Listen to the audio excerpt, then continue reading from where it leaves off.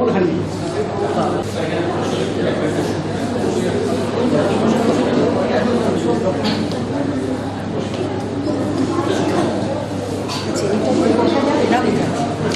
ওইখানটা একটা ফাঁকা আছে সর্বানিধির পাশে।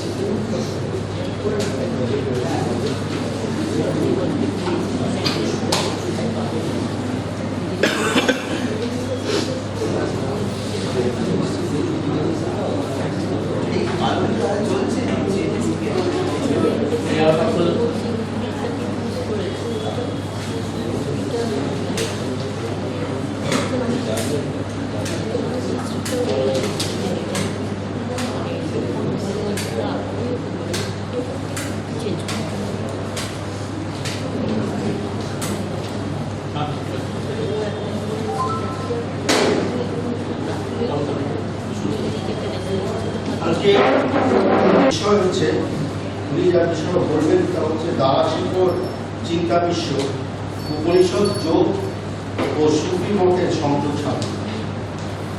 আমি প্রথমে বলব এই বিভাগীয় প্রধান অধ্যাপক আব্দুল সামাদ রায়কে স্বাগত জানাই।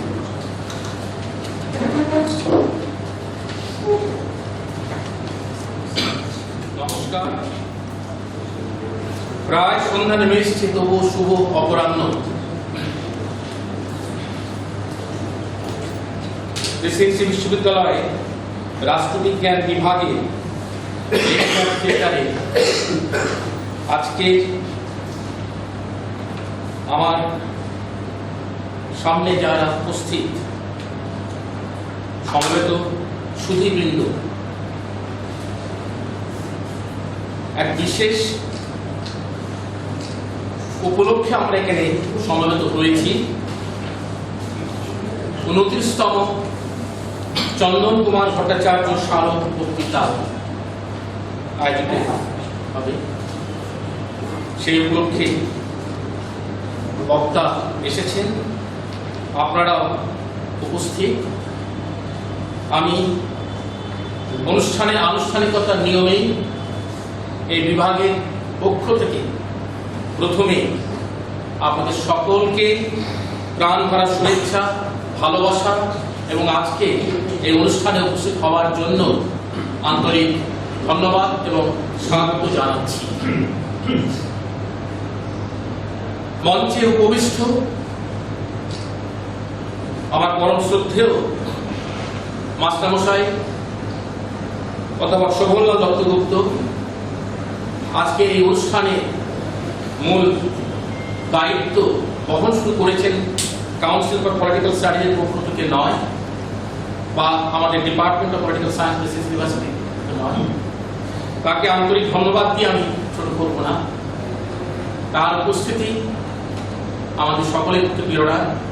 তবু আমি আমার ডিপার্টমেন্টের ছাত্রছাত্রী, শিক্ষক, অশিক্ষক, কর্মচারী তথা সমগ্র প্রেসিডেন্সি বিশ্ববিদ্যালয়ের তরফ থেকে আর একবার আন্তরিক ধন্যবাদ জানাচ্ছি।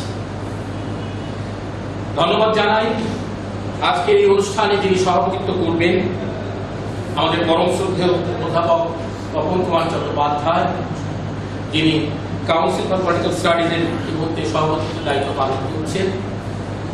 তাকেও আমাদের সকলের তরফ থেকে আন্তরিক ধন্যবাদ জানাচ্ছি। আর শেষ যাকে মঞ্চ উপবিষ্ট ধন্যবাদ জানাবো, অধ্যাপক আব্দুল কাফি, আমার অত্যন্ত স্নেহভাজন, আপনাদের অনেকেরই অত্যন্ত প্রিয়জন। কাফি আজ আমাদের অনুরোধে আমাদের মাঝখানে এসেছেন। আমরা অধীর আগ্রহে অপেক্ষা করে আছি। তবু আনুষ্ঠানিকতার নিয়মে কাউন্সিল ফর পলিটিক্যাল স্টাডিজ কলকাতার তরফ থেকে,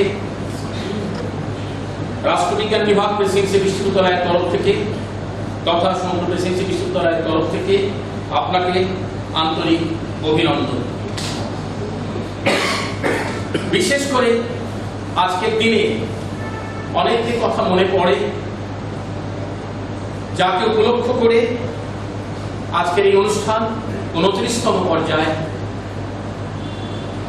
সেই পরম শ্রদ্ধেয় প্রয়াত অধ্যাপক ডক্টর চন্দ্রকুমার ভট্টাচার্য এই বিভাগের সাথে শুধু অঙ্গাঙ্গিভাবে জড়িত ছিলেন তা নয়, 1963 সনে ছাত্ররূপে শুধু এখানে যোগদান করেছিলেন তা নয়, প্রায় জীবনের শেষ পর্যায় পর্যন্ত ঘনিষ্ঠভাবে এই বিভাগ তথা কাউন্সিল ফর পলিটিক্যাল স্টাডিজের সাথে এত ভীষণভাবে ভালোবাসা নিয়ে তার সমস্ত কিছু নিয়ে জড়িয়েছিলেন, সে কথা মনে করলে আমাদের আজ খুব কষ্ট হয়।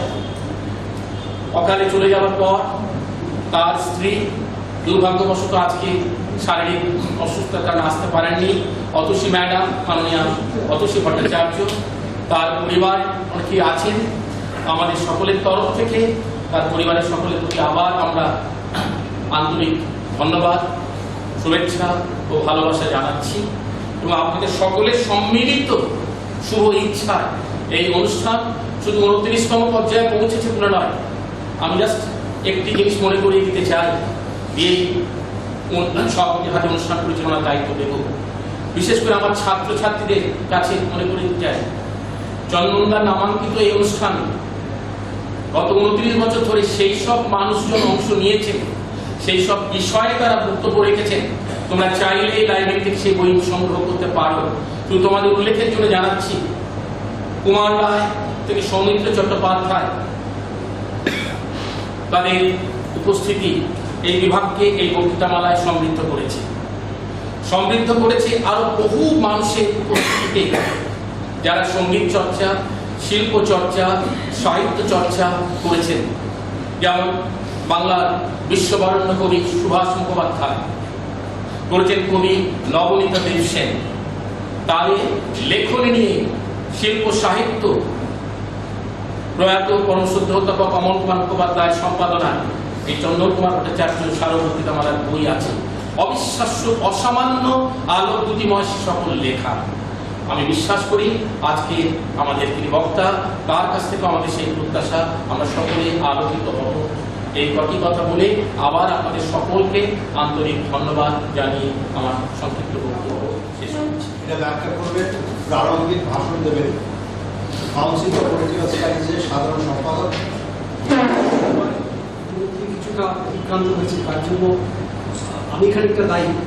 আমি একটা অসুবিধের মধ্যে পড়ে গিয়ে আমার আসতে দেরি হয়ে গেল, সেই জন্য আপনারা বুঝে আছেন, তার জন্য আমি লজ্জিত এবং ক্ষমা। আমি সামান্য কয়েকটা কথা শুরু করবো যে আপনারা বিভাগীয় প্রধানের আসলে মোটামুটি শুনেছেন, কিন্তু এখানে অনেক নতুন অনেক লোক দেখতে পাচ্ছি যারা প্রত্যেকবার আসতে পারেন না। তাদের জ্ঞাতার্থে শুধু আমি এইটুকু করবো যে আমাদের এই প্রতিষ্ঠানটি 1972 সালে প্রতিষ্ঠিত হয়েছিল এবং সেই থেকে 50 বছরের উপরে এই প্রতিষ্ঠানটি চলছে। এর সঙ্গে এখানে যারা আছেন অনেকেই খুব গভীরভাবে যুক্ত। আর যে কারণে এই বক্তৃতাটা আমাদের হয় সেটা একদিক থেকে খুব একটা যুগান্ত ঘটনা। সেটা হচ্ছে 1994 সালে এই সংস্থাটি যখন প্রতিষ্ঠিত হয়েছিল 1972 সালে, সেই সময়কার অন্যতম প্রতিষ্ঠাতা সদস্য ছিলেন চন্দন কুমার। তো চন্দন আকস্মিকভাবে তার 1994 সালে তিনি প্রয়াত হন। তারপরে 1997 সাল থেকে আমাদের এই পত্রিকা শুনতে চলেছে, এইটা হবে 29তম পত্রিকা।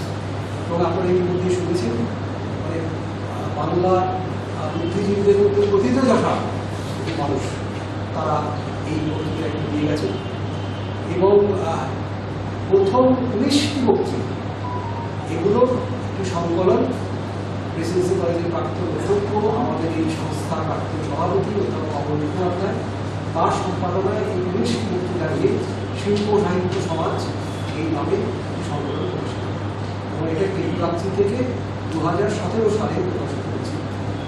তারপরে 19-এর পরে 29 প্রায় 10টি বক্তৃতা। আমাদের ইচ্ছে আছে যে আর কয়েকটি বক্তৃতা হলে আগামী 4-5 বছরে যদি পরিস্থিতি অনুকূল থাকে তাহলে আমরা একটা দ্বিতীয় আরেকটা কথা বলে বলি, সেটা হচ্ছে যে আমরা প্রতি বছর আমাদের মোটামুটি রীতিটা এরকম যে যেদিন এই বক্তৃতাটা অনুষ্ঠিত হয় সেদিন আমাদের তার আগের বছরের বক্তৃতাটা আমরা সেই প্রকাশ করি এবং যিনি বক্তা থাকে তার আগেই প্রকাশ করা হয়। এই জন্য গত বছর ২৪ সালে অধ্যাপকের আপনার ৬২ সেন আপনাদের তো মনে থাকবে উনি গত বছর এখন ৬২ সঙ্গে আমাদের যা কথা হয়েছিল উনি আমাদের তার যে লেখাটি বা বক্তৃতাটি উনি আমাদের যথাসময় দিয়েও দিয়েছেন, কিন্তু প্রেসের একটু অসুবিধার জন্য এটা ছেড়ে বার হতে আর কয়েকটা দিন সময় এটা বক্তৃতা আমি দিয়েছি এবং আমরা আশা করছি যে আগামী ১০-১৫ দিন আমরা হাতে এসে যাবে, হাতে এলে আপনাদের যথাসময় আপনাদের কাছে খবরটা পৌঁছে যাবে। আপনাদের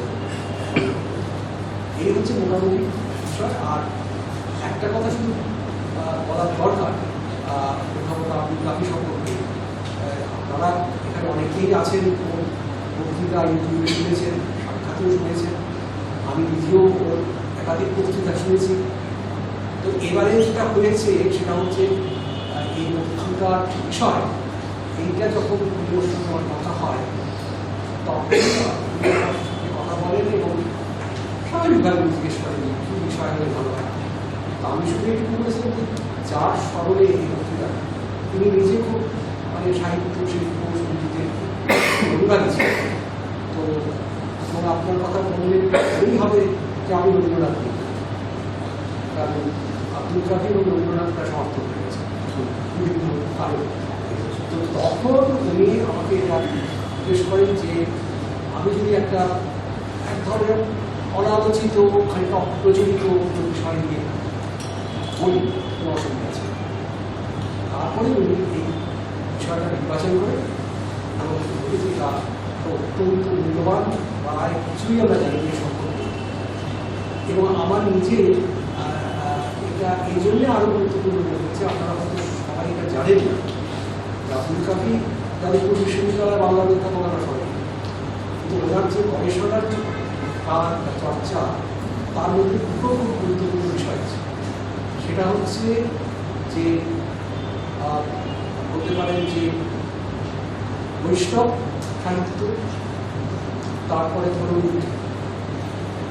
পার্সি সাহিত্য, মানে পার্সিয়ান সংস্কৃত বাংলা তিনটে ভাষার উপরে তার দখল থাকার জন্য এইরকম একটা বিষয় যখন আমাকে বললেন তখন আমি বললাম যে এটা একটা অসম্ভব গুরুত্বপূর্ণ বিষয়, এটা আপনি যদি করেন তাহলে আমরা সকলে এই কয়েকটা কথা বলে আমি এবার সভাপতি সাথে বলবো সবার বাকি অবস্থা হয়েছে। এবারে আমরা এতক্ষণ ধরে অধীর আগ্রহে যার কথা শুনবার জন্য অপেক্ষা করছি, আপনারা যার কথা শুনবার জন্য ছুটে এসেছেন, আমি তাকে আহ্বান করে বলবার জন্য অধ্যাপক আব্দুল কাফি।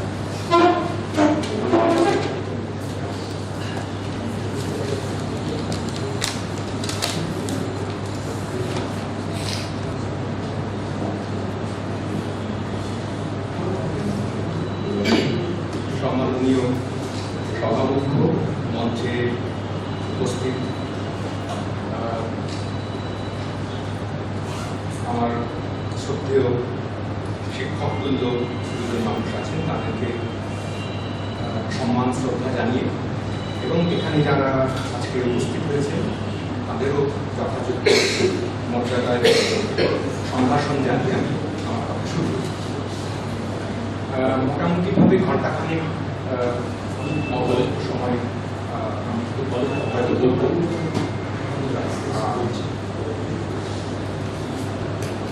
তার মধ্যে প্রথম 2-3 মিনিট আমার একটু ব্যক্তিগত কয়েকটি কথা বলার আছে।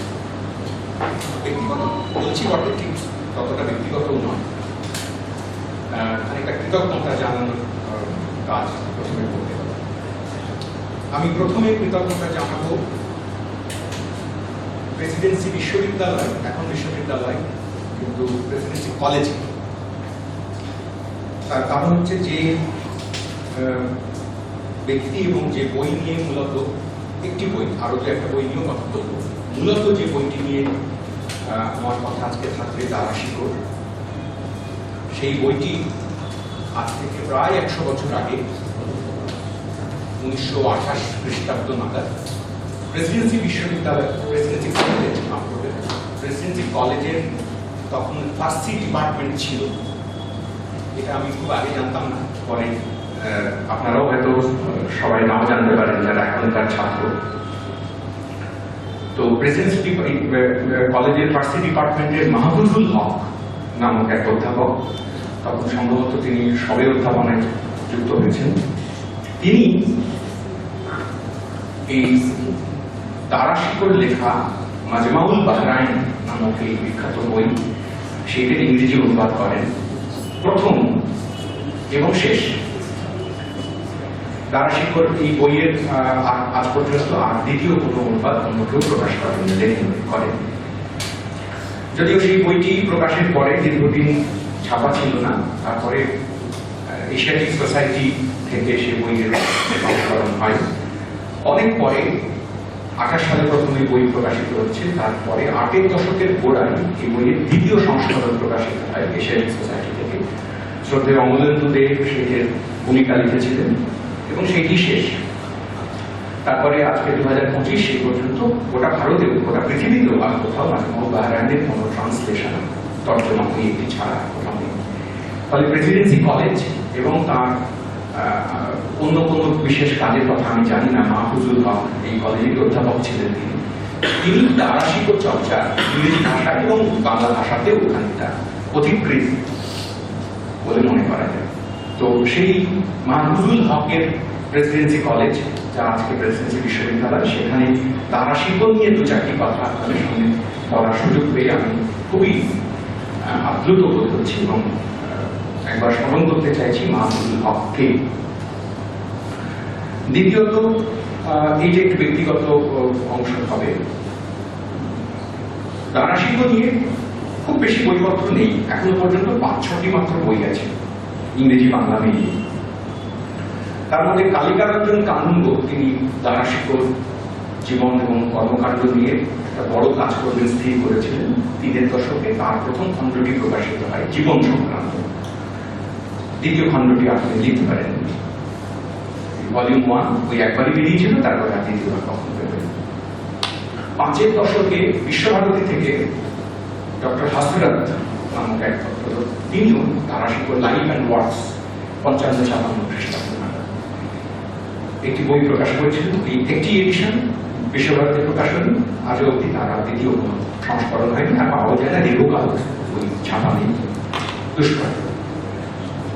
তৃতীয় যে বইটির কথা প্রসঙ্গ, পরে হাল আমলে আরো 2-টি বই প্রকাশিত হয়েছে বটে। সুপ্রিয়া গান্ধীর এম্পারার হুজ এভার ওয়াজ বলে একটি ইংরেজি বই বছর কয়েক আগে প্রকাশিত হয়েছে, বছর কয়েক না, 1 দশক হতো প্রায়। নাম ডাক হয়েছে তার খানিকটা, খুবই চমৎকার লুসি একটা গদ্যে লেখা, সুখপাঠ্য, কিন্তু খুব গভীর দার্শনিকতা আছে না, কিন্তু তবু আছে। বাংলায় দারা শিকড় নিয়ে কাজ করেছেন এরকম লোকের সংখ্যাও খুবই কম। যদুনাথ সরকার প্রবাসী পত্রিকা পৃষ্ঠায় 20-র দশকে, গত শতকে, দারা শিকড় বেদান্ত চর্চা সংক্রান্ত একটা খুব ছোট, খুবই স্কেচি 3-4 পাতার একটি নিবন্ধ লেখেন। তাছাড়াও অন্যান্য যে বইপত্র আছে মোগল হিস্ট্রি সংক্রান্ত, অরঙ্গজেবকে নিয়ে বা অন্যান্য মুঘল সম্রাটদেরকে নিয়ে, তার এই প্রসঙ্গক্রমে দারার কথা বেশ কিছু এসেছে, কিন্তু স্বতন্ত্রভাবে দারা নিয়ে তারও কোনো কাজ নেই। আরেকটি বইয়ের কথা আমি সূত্রে বলি, সেটি আমার ব্যক্তিগত প্রসঙ্গ। বাংলার ভাষায় দারা শিকড় নিয়ে প্রথম যে বইটি প্রকাশিত হয়, সে বইটির নাম হচ্ছে সাধক দারা শিকড়। সে বইয়ের লেখকের নাম রেজাউল করিম। এই বইটি একটা গোটা পূর্ণাঙ্গ বই নয়, মানে একটাই গোটা বই তা নয়, তার মধ্যে কতগুলো আগে আগে লেখা প্রকাশিত ছোট প্রবন্ধ, তার একটা কালেকশন, অ্যান্থোলজি। তো সেই রেজাউল করিমের লেখা বইটিও বাংলা ভাষায় দারাকে নিয়ে স্বতন্ত্রভাবে প্রথম যে বই, সেই কালিকারঞ্জন কানুনগোর ইংরেজি বইটি ঠিক পরে পরেই সেই বই প্রকাশিত হয়েছিল 4 দশকের মাঝামাঝি। তো ঘটনাচক্রে সেই বইটি যিনি লেখক রেজাউল করিম, যিনি আমার দাদু। ফলে এইখানে এইটাও একটি আহ্লাদের আনন্দের একটা ঘটনা হচ্ছে আমার পক্ষে, বিশেষ করে যে বাংলা ভাষায় দ্বারা শিকড় নিয়ে কাজ করার প্রথম যে ব্যক্তি, তার সঙ্গে আমার একটা সান্নিধ্য সূত্র আছে আর কি। তাতেও আমার খানিক আপ্লুত লাগছে। অনেক বছর বাদে, প্রায় 100 বছর হতে চলতো, তারা শিকড় নিয়ে বিচার কথা তাদের সঙ্গে বলবার সুযোগ পাচ্ছি। ফলে যখন স্যারের সঙ্গে কথা হয় প্রথম যে কি নিয়ে আলোচনা হবে, কথা বলা যায়, তখন আমি খানিকটা একটু জোর করেই বলি যে দ্বারা শিকড় নিয়ে যদি কিছুটা বলতে পারা যায়। দ্বারা শিকড় কাজ, চিন্তা, সামগ্রিক 1 ঘন্টার আলোচনায় গোটা দ্বারা শিকড় নিয়ে বলা সম্ভব নয়। ফলে একটা ছোট এলাকা শুধু আমরা এখানে বেছে নিয়েছি, দ্বারা শিকড় দর্শন চর্চা, যেটা নানা দিকে ছড়িয়েছিল। আর বিপুল পড়াশুনো, তিনি যুদ্ধও করেছেন প্রচুর, যুদ্ধে জিতেওছেন অনেক সময়। একটা ব্যাপার এখন অনেক সময় দেখা হয় বটে, দ্বারা শিকড় অরঙ্গজেব, এই দুই ব্যক্তিকে মুখোমুখি দাঁড় করিয়ে অরঙ্গজেব খারাপ, দ্বারা শিকড় ভালো, দ্বারা শিকড় আসল ঠিক লোক আর অরঙ্গজেব খারাপ লোক। অরঙ্গজেব খারাপ লোক ছিলেন কিনা সে নিয়ে আমার কোনো বক্তব্য নেই। মানে যে সম্পর্ক, যা যা পরিচয়, যা খবর পাওয়া যায়, তাতে তিনি সমালোচনার যোগ্য তো বটেই। বিশেষ করে দ্বারা শিকড়কে হত্যা করার পেছনে অরঙ্গজেবই ছিলেন। তাঁরই ফরমান, তাঁরই নির্দেশে দ্বারা শিকড় নিহত হন। ফলে অরঙ্গজেবের প্রতি কোনো রকম পিছুটা আমি দেখাচ্ছি। কিন্তু এটাও তার সঙ্গে সঙ্গে খেয়াল রাখতে দরকার যে দ্বারা শিকড় তিনি যুবরাজ ছিলেন, রাজত্বের অধিকারী হবেন, তিনি রাজা হবেন এমন ভাবনা চিন্তা ছিল। এবং তিনিও যুদ্ধ করতে কখনো পিছু পাননি। জ্ঞান চর্চা করেছেন বলে, অন্যান্য সাধু সঙ্গ করেছেন বলে তিনি যুদ্ধ সম্পূর্ণ বাদ দিয়ে চলে গেছিলেন, তাও কিন্তু নয়। এবং দ্বারা শিকড় সম্পর্কে সাম্প্রতিক গবেষকদের কারো কারো কথা, ট্রাস্টির কথাও ভাবা যেতে পারে, যেটাতে এরকম কথা উঠে আসে যে দ্বারাকে জিজ্ঞেস করা হয়েছিল যে অরঙ্গজেব তো আপনাকে এরকম খুন করবার, হত্যা করবার ফরমান দিয়েছেন, আপনি যদি দ্বারা শিকড় না হয়ে অরঙ্গজেব হতেন, তার জায়গায় থাকতেন, আপনি কি করতেন? তো তাতে দ্বারা শিকড় না কি জবাব দিয়েছিলেন যে আমিও তাই করতাম, অরঙ্গজেবকে 4 টুকরো করে দিল্লির 4 দিকে টানিয়ে দিতাম। তো সেটা রাগবশত বলে থাকতে পারেন, হতে পারে আসলে সেটা মনে ভাবেন আসল কথা নয়, ছিল না, এমন ভাবা সম্ভব। কিন্তু আমি এটা বলতে চাইছি এই যে দ্বারা শিকড় তিনি শেষ পর্যন্ত রাজপুত্রই ছিলেন এবং রাজনীতির সঙ্গে জড়িতও ছিলেন। যে কোনো মানুষকে, আমাদের একটা ধরন আছে যে ভালো আর খারাপ, সাদা এবং কালো একটা কোটরে ফেলতে পারলে আমাদের পক্ষে সুবিধা হয়। তো এইরকম একজন মানুষ, তিনি ভরপুর শেষ জীবন পর্যন্ত যুদ্ধ করেছেন, রাজত্ব চেয়েছেন, অরঙ্গজেবের বিরোধিতা করেছেন এবং তার সঙ্গে জ্ঞান চর্চা করেছেন, প্রভূত জ্ঞান চর্চা করেছেন। তো এর সম্পর্কে সত্যি সত্যি 1 ঘন্টার মধ্যে সমস্ত দিক নিয়ে কথা বলা প্রায় অসম্ভব। আমি বিভিন্ন বেছে নিয়েছিলাম যে ছোট একটা অংশ, যেখানে দ্বারা শিকড় উপনিষদ এবং যোগ দর্শন, এই যে চর্চার এলাকা এবং তার সঙ্গে তার সুফি ভাবনা চিন্তাকে মিশে যদি এক জায়গায় দাঁড় করানো যায়, সেটা কেমন ছিল। এমনিতে এই কথা সবাই আমরা মোটামুটি স্কুলের বই থেকে শুনি, পড়ি যে দ্বারা শিকড় সব ধর্ম সমন্বয়ের দিকে জোর দিয়েছিলেন। তিনি তার দাদু আকবরের মতন ছিলেন অনেকটা, আকবরের যথার্থ উত্তরসূরি দ্বারাই হতে পারতেন, অরঙ্গজেব এসে ভারতের ইতিহাসটা পুরো পাল্টে দিলেন, এরকম কথাবার্তা আমরা জানি। কিন্তু মোটের উপরে সব উপরের কথা। ঠিক এক্স্যাক্টলি কি ধরনের চর্চা করেছিলেন তারা, কি বই পড়তেন, কিরকম কবিতা লিখতেন, তার চমৎকার কবিতা বইও আছে, দ্বারা শিকড় দিবান। গোটা 20-25টি রুবাই আপনারা জানেন, 4 পংক্তির ফার্সি কবিতা, যাতে কবিতার একটা বিশেষ ছন্দ প্যাটার্ন আছে। সেই ছন্দ প্যাটার্ন ইন্টারেস্টিং। ক ক খ ক, এ এ বি এ, এই প্যাটার্নের ছন্দে দ্বারা শিকড় বেশ কতগুলো রুবাই আছে। আর আছে প্রায় 133টার কাছাকাছি গজল, তো যেগুলো একসঙ্গে মিলে দ্বারা শিকড় দিবান কাব্য সম্পর্ক পাওয়া যায়। যদিও তারও খুব আনফর্চুনেট যে দ্বারা শিকড় দিবানেরও আজ পর্যন্ত ইংরেজি অনুবাদ, বাংলা তো ছেড়েই তিনি ইংরেজি অনুবাদও নেই, কিছু কিছু খুচরো কবিতার অনুবাদ হয়েছে। তো একদিকে কবি, একদিকে দার্শনিক, ভাবনায় খুবই আগ্রহী, নানা ধরনের দার্শনিকদের সঙ্গে যোগাযোগ করেছেন, শিখেছেন গিয়ে। সব থেকে বড় যেটা তার সম্পর্কে চটজলদি বলে দেওয়া হয় যে দ্বারা শিকড় উপনিষদের অনুবাদ করেছিলেন, যেটা আমরা সবাই কম বেশি বলি। প্রথম সত্যি কথাটা খুবই স্মরণযোগ্য একটা কথা যে উপনিষদ ভারতের বাইরে অভারতীয় কোনো ভাষায় প্রথম অনুবাদ হয়, যে ভাষায় সেটা নাম ফার্সি, এবং সেই অনুবাদের কৃতিত্ব নিশ্চিতভাবে দারাশিকোরই ঘটে। অনেক পরে 7 দশকে, সপ্তদশ শতকে সেই দারাশিকোর ফার্সি অনুবাদের উপরে ভিত্তি করে দুজন বিলিতি বা ইউরোপীয় মানুষ তারা আর এক ধরনের অনুবাদ করেছে। একজনের নাম হ্যালে, যিনি বাংলা গ্রামার লিখেছিলেন, সেই হ্যালে তার অনুবাদ প্রকাশিত হয়, তিনি ইংরেজি করেছিলেন এবং গোপনে রেখে দিয়েছিলেন, সেসব অনেক পরে আবিষ্কার হয়েছে। কিন্তু সেই অনুবাদটা বিখ্যাত হয়েছিল যে অনুবাদটা, সেটা যিনি করেছিলেন তিনি এক অদ্ভুত ধরনের লোক, তার নাম আকেতিল তুপেরং। আকেতিল তুপেরং তিনি ইউরোপ থেকে ভারতে এসেছিলেন, ভারতে শুধু নয়, পশ্চিম এশিয়া, মধ্য এশিয়াতে পর্যটক আকারে এসেছিলেন, মূলত জেন্দাবেস্তা এইটাকে উদ্ধার করতে, তার সম্পর্কে জানতে, বুঝতে, অনুবাদ করার উদ্দেশ্য। তারপর ভারতে চলে আসেন, সংস্কৃত শেখেন এবং ঘটনাচক্রে দারাশিকোর ফার্সি অনুবাদের উপনিষদ সেইতে তার হস্তগত হয়। প্রথমে তিনি গোয়া চত্বরে, মুম্বাই চত্বরে বেশ কিছু কাল কাটান, পরে কাশীতে যান, সংস্কৃত শেখেন কয়েক বছর। তারপরে সেখান থেকে ফার্সি ভাষা ও সংস্কৃত ভাষায় খানিক আগ্রহ তৈরি হয় এবং তিনি শেষ পর্যন্ত এই ট্রান্সলেশন করেন দুটি ভাষায়, একই লোক, একটা ফরাসি ভাষায় আর একটা লাতিন ভাষায়। ফরাসি এবং ল্যাটিন দুই ভাষার ট্রান্সলেশন নিয়েই জেন্দাবেস্তার কাজ ছিল, জেন্দাবেস্তা অনুবাদ করেছি। তার সঙ্গে এই দুই ভাষার এই বিশেষ উপনিষদের অনুবাদ, যাকে আকেতিল তুপেরং বলেছেন, তার নাম দিয়েছেন ঔপনিষদ। উপনিষদ এটাকে লাতিন এবং ফরাসিতে ঔপনিষদ বলে চিহ্নিত করেছিল। তো সেই অনুবাদ তারপরে ইউরোপে যায়, তার থেকে আরো নানা অনুবাদ হয়। আমরা যে বিখ্যাত খবর জানি, এখন শোপেনহাওয়ার উপনিষদ পড়েছিলেন, সেই উপনিষদ পাঠ হচ্ছে আকেতিল তুপেরং করা যে লাতিন অনুবাদ, সেই অনুবাদটি থেকেই শোপেনহাওয়ারের বিখ্যাত উক্তি, যে আমার শেষ বয়সের আশ্রয় হয়েছে উপনিষদ। তো ফলে এক অর্থে দেখা যেতে পারে আকেতিল তুপেরং হচ্ছেন সেই ব্যক্তি যিনি দারাশিকোর ফার্সি অনুবাদের উপনিষদ ইউরোপে পৌঁছলেন, যেখান থেকে আরো নানা ভাষায় ইউরোপের উপনিষদের প্রসার ঘটল এবং উপনিষদ সম্পর্কে মানুষের আগ্রহ আরো বেশি বেশি করে জানে।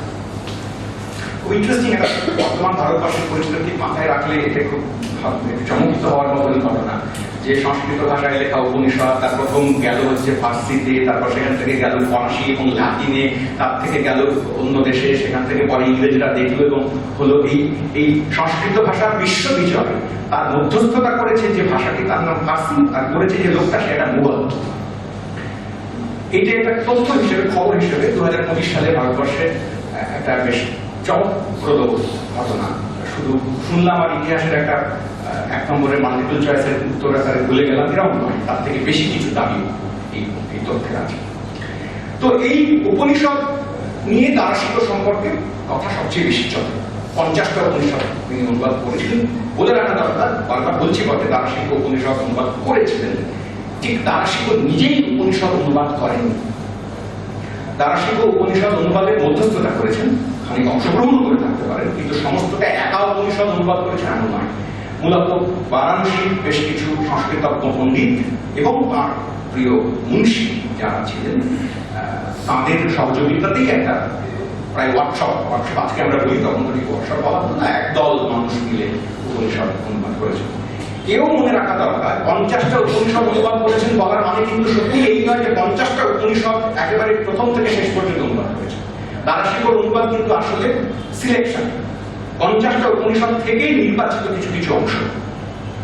দারাশিকোর অনুবাদের নাম হচ্ছে সিররি আখবার, যে ফার্সিতে যে উপনিষদ অনুবাদের বই, পাণ্ডুলিপি যেটা প্রকাশিত হয়েছে, আমাদের দেশেও ডক্টর তারাচাঁদ এবং ডক্টর আবিদি তারা যৌথভাবে সেই ফার্সি উপনিষদ প্রকাশ করেছিলেন একটা ভূমিকা সমেত, ইংরেজিতে লেখাগুলো। তো তার শিরোনাম ছিল সিররি আখবার বা সিরাতুল আসরার, দুটো নামই চলে। সিররি আখবার কথাটার মানে হচ্ছে, এক কথায় মানে হচ্ছে যে গোপনেরও গোপন কথা, রহস্যময়েরও ভেতরের রহস্যের কথা, সবচেয়ে রহস্যময় কথা। উপনিষদকে কার্যত দারাশিকো এইভাবে চিহ্নিত করবার চেষ্টা করেছে। তো তার ফলে দারাশিকর সঙ্গে উপনিষদের সম্পর্ক এটা খুব স্বাভাবিক, কিন্তু আমি তার সঙ্গে জুড়েছি আমার বক্তৃতার শিরোনামে যোগ, বিশেষ করে সেইটা খানিকটা চর্চা করে দেখা দরকার। কেন যোগটাও আমি যুক্ত করলাম, যেহেতু আমরা সবাই কথা জানি ভারতীয় যে ষড়দর্শন, আস্তিক 6টি দর্শনের মধ্যে যদি পরপর সাজানো যায় তাদের সাংখ্য, যোগ, ন্যায় বৈশেষিক, পূর্ব মীমাংসা, উত্তর মীমাংসা, বেদান্ত, উত্তর মীমাংসাকে আমরা বলি, তার সঙ্গে যোগ দর্শনের সাংখ্যের সঙ্গে যার সবচেয়ে বেশি সখ্য, সেই যোগ দর্শনের তো বিরোধী ধারার কথা। বেদান্ত তো এক অর্থে তর্কাতর্কির মধ্যে দিয়ে যোগ দর্শনের অবস্থান, যে অবস্থান, যে দৃষ্টিভঙ্গি, তাকে তো নাকচ করেছে, বাতিল করেছে। তো তাদের একজন লোক যিনি উপনিষদে এত আসক্ত, উপনিষদে এত আচ্ছন্ন, তিনি যোগ দর্শনের কথা তার সম্পর্কে কেন আমি শিরোনামের মধ্যে রাখবার চেষ্টা করছি। তো অপোজিশন, সেইটি আমার মূল আজকে দেখবার এবং আপনাদের সামনে হাজির করবার কথা, যে দারাশিকর উপনিষদ চর্চা এবং বেদান্ত চর্চার মাঝখানে একটা যোগ পর্ব ছিল, যদিও উপনিষদ, বেদান্ত এবং যোগ দর্শন দুটো স্কুল অফ থট হিসেবে অনেক ক্ষেত্রেই পরস্পর বিরোধী। আর তার সঙ্গে জুড়েছি আমি সুফি ধর্মমত চিন্তা। সুফিকে ধর্ম বলা উচিত নয়, একটা চিন্তা বলা উচিত, দর্শন বলা উচিত। তো এই তিনটেকে আমি এক জায়গায় দাঁড় করার চেষ্টা করেছি। দারাশিকর যে সম্পূর্ণ কাজ, তার তালিকা তৈরি করে বলতে গেলেও একটা বিরাট সময় লাগবে, ফলে আমি তালিকার দিকে যাচ্ছি না। 2-3টে গুরুত্বপূর্ণ কাজের কথা শুধু আপনাদের উল্লেখ করছি, আপনাদের সামনে উল্লেখ করছি, যেগুলো তার যে দৃষ্টিভঙ্গি, তার কাজের পরম্পরা, ভাবনা চিন্তা, সেগুলোর একটা সংক্ষিপ্ত পরিচয় পেতে সাহায্য করবে। দারাশিকর জন্ম মৃত্যুর সময়টা একবার একটু মনে করিয়ে দিই, অনেকেই জানেন, একটু অতিরিক্ত হবে, কিন্তু ছাত্ররা আছেন তাদের জন্য বিশেষ করে 1615 থেকে 1659 খ্রিস্টাব্দ পর্যন্ত অল্প বেশি দিন বয়স ছিল না। আর তার যে কাজগুলির কথা আমি বলবো, সেই কাজগুলো প্রায় সবই 1640 থেকে 1658 মধ্যে, মানে মৃত্যুর একটুখানি আগে পর্যন্ত, আর 1640 পরবর্তী। অর্থাৎ যদি 1615-তে দারার জন্ম হয়ে থাকে, তাহলে যখন দারা প্রথম তার গুরুত্বপূর্ণ কাজগুলো করছেন, তখন তার বয়স 30 নেই, এরকম সময়। যে কাজগুলির কথা আমি পরপর বলি, তার মধ্যে প্রথম কাজটি হচ্ছে 39 সালে প্রকাশিত, তখন তার একেবারেই যুবক, সদ্য যুবক আর কি। সে বইটির নাম সাফিনাতুল আউলিয়া। তার 2 বছরের মাথায়, 3 বছরের মাথায় আরেকটি বই, তার নাম সাফিনাতুল আউলিয়া। এই দুটি বইয়ের কথা এক লাইন করে বলি শুধু। সাফিনাতুল আউলিয়া, আউলিয়া সন্ত, তাদের পরিচয়। প্রথমটি হচ্ছে যত রকম সন্ত মোটামুটি ভাবে সুফি ভাবনা চিন্তা, ইসলামী দর্শন, এমনকি ভারতীয় যে ভূখণ্ড তার মধ্যেও এসেছিলেন, তাদের একটা সংক্ষিপ্ত পরিচয় বোঝে, প্রায় 4 নাম এবং তাদের সংক্ষিপ্ত পরিচয় এই বইয়ের মধ্যে পাওয়া যায়। এই বইয়ের একটা পূর্ব আদর্শ ছিল, তারা সেখানে এই কাজটা করলেন। তার পূর্ব আদর্শটা হচ্ছে ফরিদউদ্দিন আখতার, 14 শতকের বিখ্যাত ফার্সি ভাষার সুফি সাধক এবং কবি, যার একটি বইয়ের কথা আমি একটু পরে একটা প্রসঙ্গ সূত্রে আসবো। যে বইটির নাম হচ্ছে, ইংরেজি অনুবাদে যে বইটির নাম হচ্ছে কনফারেন্স দ্য বার্ডস, আর ফার্সিতে যে বইটির নাম হচ্ছে, ফার্সি নামটা একটুখানি খটোমটো উচ্চারণের দিক থেকে একটুখানি আমাদের বাংলা জিভে একটু আটকাতে পারে, তবুও সাধ্যমতো উচ্চারণ করার চেষ্টা করছি। মন্তিক উত্তায়, এই ক যেটা বললাম মন্তিক, কটা একবার ভেতর থেকে আসবার কথা, মন্তিক কাফ, মন্তিক উত্তায়, পাখিদের মহাসম্মেলন। সেই বইটির কথা আমি একটা প্রশ্ন পরে বলবো। সেই ভদ্রলোক ফরিদউদ্দিন আখতার, তার একটি বিখ্যাত বই আছে এই মন্তিক উত্তায় ছাড়া, সেই বইটির নাম হচ্ছে তাজকিরাতুল আউলিয়া। সেখানেও ফরিদ আখতার তিনি তার সময়কাল পর্যন্ত তার পূর্ববর্তী সন্তদের একটা জীবনী, হেজিওগ্রাফি, অ্যাকচুয়ালি বায়োগ্রাফি নয়, প্রচুর গাল গল্প তাদের গিজগিজ করছে, যেমন হয় সন্তদেরকে বিরাট বড় বানানোর চেষ্টা থাকে, তাদের জীবনে নানা রকম অলৌকিক কাণ্ড কারখানা জুড়ে দেওয়া থাকে, সেই রকম একটি বই লিখছিলেন ফরিদ আখতার। সেই বইটির আদল সম্ভবত দারাশিকর এই প্রথম দুটি বইতে, সাফিনাতুল আউলিয়া, সাফিনাতুল আউলিয়া, এই দুটি বইয়ের মধ্যে ধরা পড়ে। এরপরে খুবই গুরুত্বপূর্ণ 3টি বইয়ের কথা উল্লেখ করবো, তার মধ্যে 2টি বই এর কথা আমি বলবো একটু পরে, আপনাদের পরে পাঠ করে দেখাবো। তর্জমায় যে তারা সে কি করছিলেন আসলে, এবং কেন আমি বলছি যে শুধু বেদান্ত বা উপনিষদ নয়, তার ক্ষেত্রে যোগ দর্শনের একটা খুবই গুরুত্বপূর্ণ ভূমিকা ছিল। তিনটি বইয়ের প্রথমটি হচ্ছে রিসালাই হকনামা। প্রথম রিসালা এই কথাটার অর্থ হচ্ছে, অনেকেই জানেন, আমি এগুলো ফার্সি নাম কিছু কিছু হয়তো এক্সপ্লেন করছি, অনেকের ক্ষেত্রে অতিরিক্ত হচ্ছে, কিন্তু তবুও অনেকে নাও জানতে পারেন ভেবেই বলছি। রিসালা হচ্ছে, বা আমরা যাকে ইংরেজিতে বলি ডিসকোর্স, কথোপকথন, ট্রিটাইজ, ডক্ট্রিন, সব মিলেমিশে একটা ব্যাপার রিসালা। তো রিসালাই হকনামা এর বাংলা অর্থ দাঁড়াবে সত্য বিষয়ক ডিসকোর্স। 20 দশকে আমাদের এখানে শ্রীশচন্দ্র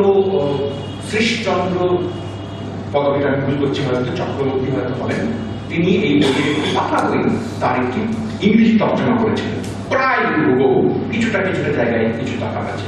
সে বইয়ের ইংরেজি তর্জমার নাম দিয়েছিলেন কম্পাস অফ দ্য ট্রুথ। ট্রুথটুকু আছে, কিন্তু রিসালা মানে ঠিক কম্পাস নয়, রিসালা ডিসকোর্স আসলে বলে আমার মতে ঠিক হতো। তো তাতে 6টা ছোট ছোট চ্যাপ্টার আছে। এই 6টা চ্যাপ্টারে দার্শনিক সংক্ষেপে সুফি দর্শন এবং আরো অন্যান্য চিন্তা, দৃষ্টিভঙ্গি ইত্যাদি নিয়ে একটা খুব ডেন্স আলোচনা করেছিলেন। সেটা নিয়ে একটু পরে সেখান থেকে কিছু অংশ পাঠ করে শোনাবো, এখন আর বিস্তারিত বলছি। 6টা ছোট চ্যাপ্টারে। তারপরে বই হাসানাতুল আরিফিন। হকনামা হচ্ছে 45-46 সাল, আরিফিন হচ্ছে 52 সাল, আর তারপরে 54 সালে হাসানাতুল আরিফিন এও মূলত জ্ঞান বিষয়ক কথা, এপিস্টেমোলজিরই একটা বলা যেতে পারে। আরিফ এই কথা হচ্ছে জ্ঞানী, যেখান থেকে মারফত কথাটা এসেছে, জ্ঞান। ইরফান এই কথাটাও ফার্সিতে জ্ঞান বোঝায়, অধ্যাত্মবাদী জ্ঞান, সাধারণ হিমালয় সর্বোচ্চ শৃঙ্গের নাম মাউন্ট এভারেস্ট এরকম জ্ঞান নয়, বৌদ্ধ ভিত্তিক যে জ্ঞান। তো সেই শব্দগুলো সব কাছাকাছি। তো হাসানাতুল আরিফিন হচ্ছে মোদ্দা কথা জ্ঞান বিষয়ক একটা ট্রিটাইজ, এপিস্টেমোলজি সংক্রান্ত। 54 সালে সবচেয়ে বিখ্যাত বই যেটা নিয়ে কথা বলছিলাম, মাজমাউল বাহরাইন, যেটার অনুবাদ মাহফুজুল হক করেছিলেন। মাজমাউল বাহরাইন এই বইয়ের মূল অর্থ হচ্ছে 2 সমুদ্রের সংযোগ, 2 মহাসমুদ্রের সংযোগ, মাজমাউল বাহরাইন। বাহার আপনারা জানেন। তো এই শব্দবন্ধটা মাজমাউল বাহরাইন শব্দটা সম্ভবত কোরআন থেকে নেওয়া, কোরআনের একটা আয়াত, শ্লোক, সূত্র, তার থেকে তুলে নেওয়া শব্দবন্ধ, কিন্তু কনটেক্সটটা সম্পূর্ণ অন্যরকম আলাদা। মাজমাউল বাহরাইন এই বইয়ের মধ্যে প্রায় 22টা চ্যাপ্টার আছে, ছোট ছোট, খুবই ছোট, 22 মানে বিরাট বড়, পাতলা বই, চটি বই। তো সেই 22টা চ্যাপ্টারে দারাশিকো আসলে বলবার চেষ্টা করছেন, যে দেখবার চেষ্টা করছেন, এটা একটা ইনকোয়ারি বলা যেতে পারে, সার্চ আছে সেখানে, যে ভারতীয় দর্শন পরম্পরা এবং ইসলামী, বিশেষ করে সুফি দার্শনিক মত, এই দুয়ের মধ্যে কোনো সাদৃশ্য, সংযোগ, মিল তৈরি করা যায় কিনা। এবং এটা একটা চমকপ্রদ বই, আপনারা পড়লে, যদি কখনো পড়েন তাহলে পড়লে দেখতে পাবেন যে দারাশিকো এখানে প্রায় ডেসপারেটলি চেষ্টা করছেন যে মিলটা দেখাতে হবে। এবং একটু মনোযোগ দিয়ে পড়লেই ভারতীয় দর্শনের কোনো একটুখানি জানা বোঝা আছে এরকম লোক পড়লেই বুঝতে পারবেন যে হয় না, তারা যা চেষ্টা করছেন তা অসম্ভব। তারা তার আগে থেকে সিদ্ধান্ত করে রেখেছেন খানিকটা যে মিল দেখাবো, তাই জোর করে কখনো কখনো পাশ দিয়ে যাওয়ার ব্যাপারকে টেনে একটুখানি নিয়ে আসা। এই বই যখন মাহফুজুল হক ট্রান্সলেট করছিলেন, ভূমিকাতে মাহফুজুল লিখেছেন যে এই বই অনুবাদ করবার সময় সুরেন্দ্রনাথ দাশগুপ্ত, দার্শনিক, দর্শনের অধ্যাপক, তিনি তার সঙ্গে কথা হয়, এবং তিনি এই বইয়ের অনুবাদ ইত্যাদি পড়ে বলেছিলেন যে এর একটা ভূমিকা টিকা আমি করে দেব, মানে সুরেন্দ্র দাশগুপ্ত করে দেবেন। এবং তাতেই উনি উল্লেখও করেছিলেন, মাহফুজুল লিখেছেন যে সুরেন্দ্রবাবু বলেছিলেন যে এতে অনেকগুলো ভুল আছে, অনেকগুলো ত্রুটি আছে, এটা ভারতীয় দর্শন দ্বারা সবটা বুঝতে পারেননি, বা তাকে যারা বলেছিলেন তাদের কথা তিনি ভুল শুনেছিলেন, অথবা তারাই তাকে ভুল বুঝিয়েছিলেন, তাও হতে পারে। ভারতীয় দর্শনের যে ব্যাখ্যা দ্বারা এখানে সব জায়গায় করছেন, টার্মিনোলজি দিয়ে, বিস্তারিত ব্যাখ্যা কোথাও নেই, কতগুলো শব্দ দিয়ে, পরিভাষা, সেগুলোর একটা টিকা করে দেওয়ার কথা ছিল সুরেন্দ্র দাশগুপ্ত বলে আমরা খুবই উপকৃত হতাম, তাহলে আমাদের কাছে একটা চমকপ্রদ ডকুমেন্ট থাকতো। কিন্তু ঘটনাচক্রে সুরেন্দ্র দাশগুপ্ত এই কথা বলবার পরেই তিনি বিলেত চলে যান কোনো একটি জরুরি কাজে, এবং তারপরে সেই টিকা তৈরি করে দেওয়া সম্ভব হয়নি, ফলে ওকে ছাড়াই মাহফুজুল হককে এই বই প্রকাশ করতে হয়। তো আমি মিন করতে চাইছি যে কথাটা, সেটা হচ্ছে এই যে ভারতীয় দর্শনের সঙ্গে সুফি মতের যে সংযোগ তৈরি করবার চেষ্টা, সৎ উদ্দেশ্য, মহৎ উদ্দেশ্য দ্বারা ছিল, সেই উদ্দেশ্য খানিকটা জোর করে করা, এতে কোনো সন্দেহ নেই। কিছু সাদৃশ্য নিশ্চয়ই আছে, কেন সেসব আছে সেই নিয়ে আমি কথা বলতে পারি, কিন্তু দ্বারা করবার চেষ্টা করছিলেন, ভাবছিলেন যে এই সাদৃশ্য কোথা থেকেই আছে, গঠনগত ভাবেই আছে এবং থাকাটাই স্বাভাবিক। দুটোই একেশ্বরবাদের কথা বলে, দুটোই পিওর মনোথেইজমের কথা বলে, তাই শেষ পর্যন্ত এটা হয় স্বাভাবিক।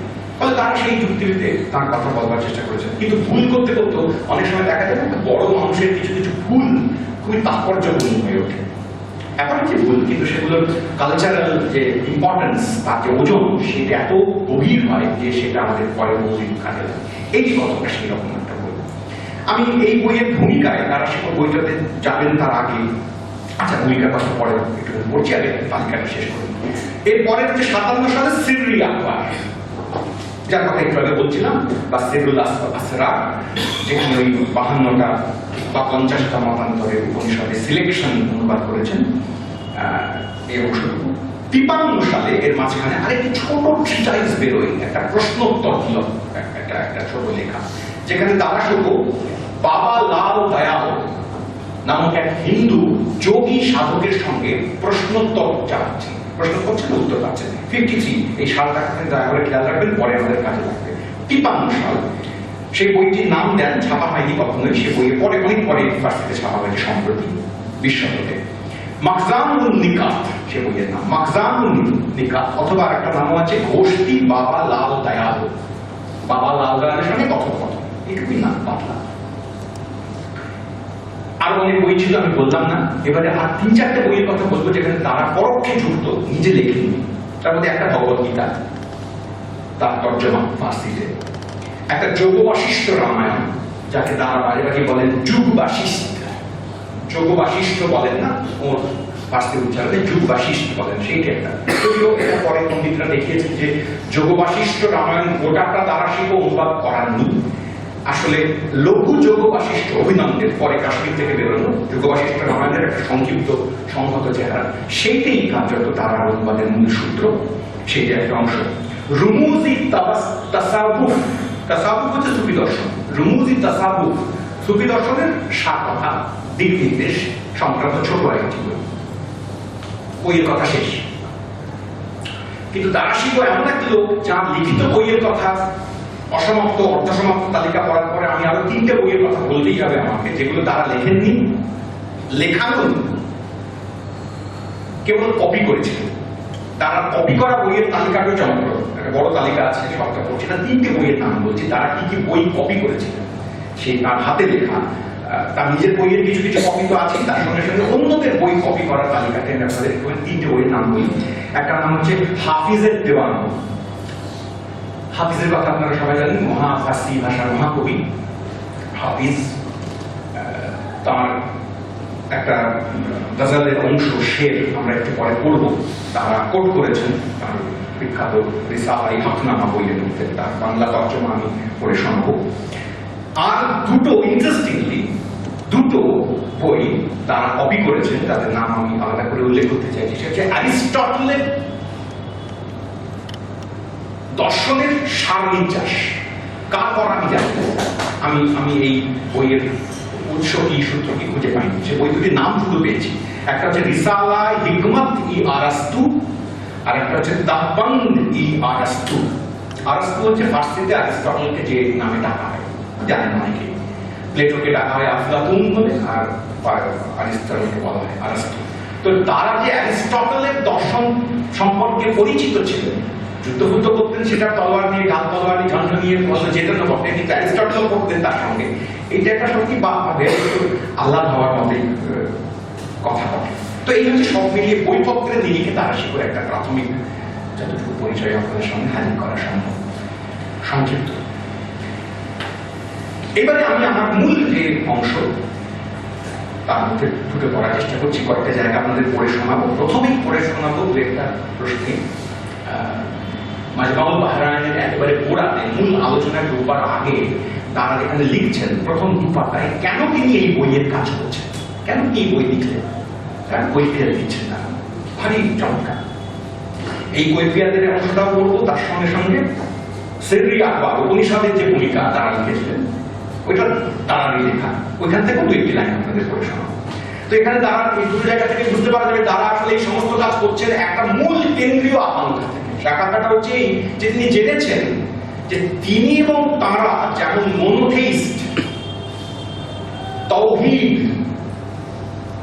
একত্ব, ঈশ্বরের আল্লাহর পরম একত্ব বিষয়ে নিঃসন্দেহ, সেই তাওহীদের একটি বৃহত্তর, গভীরতর, বিস্তৃততর চর্চা ভারতীয় হিন্দুদের মধ্যেও আছে।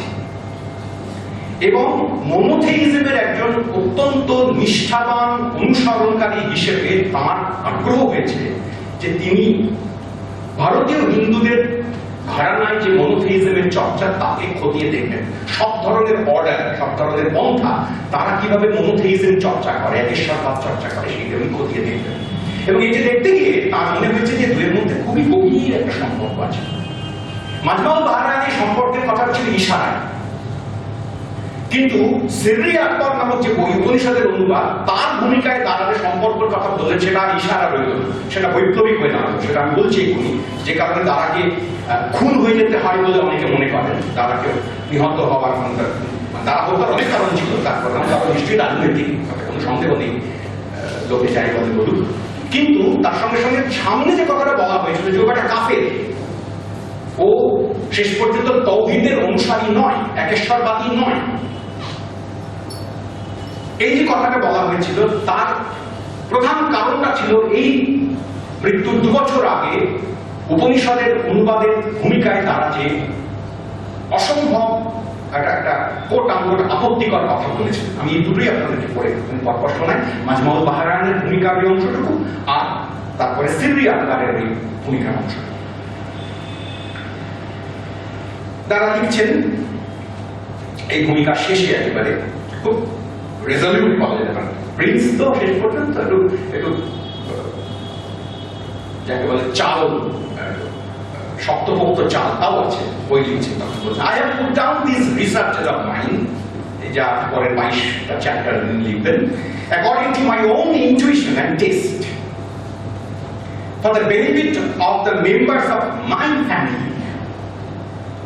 এখানে ফ্যামিলি কথাটাকে একটুখানি টেনে আমরা ব্যবহার করতে পারি। মাই ফ্যামিলি মানে শুধু তার রাজঘরানার বাড়ির আত্মীয় স্বজনের কথা হচ্ছে না। মাই ফ্যামিলি বলতে এখানে তারা মিন করতে চাইছে তার সমধরনের চিন্তা করেন যারা, সেই বৃহৎ চিন্তার দিক থেকে তার পরিবারের অংশ যারা, তাদের জন্য। তারা কাদেরিয়া পন্থার সুফি ঘরানার একজন সদস্য ছিল, কাদেরি পন্থা। তো বলছে না, for my family and I have no concern with the common folk of either community. Hindu মুসলমান এই দুই ধর্মের সাধারণ লোকের জন্য আমার কোনো চিন্তা নেই, কোনো আগ্রহী নেই। As Khaja Ahrar, আর এক সুফি সাধক তার সময়কার, made his secrets be sanctioned, এটা একটা format, has said, quote, if I know that an infidel immersed in sin is in a way singing the note of monotheism, I go to him, hear him, and am grateful to him, and from God comes grace and help.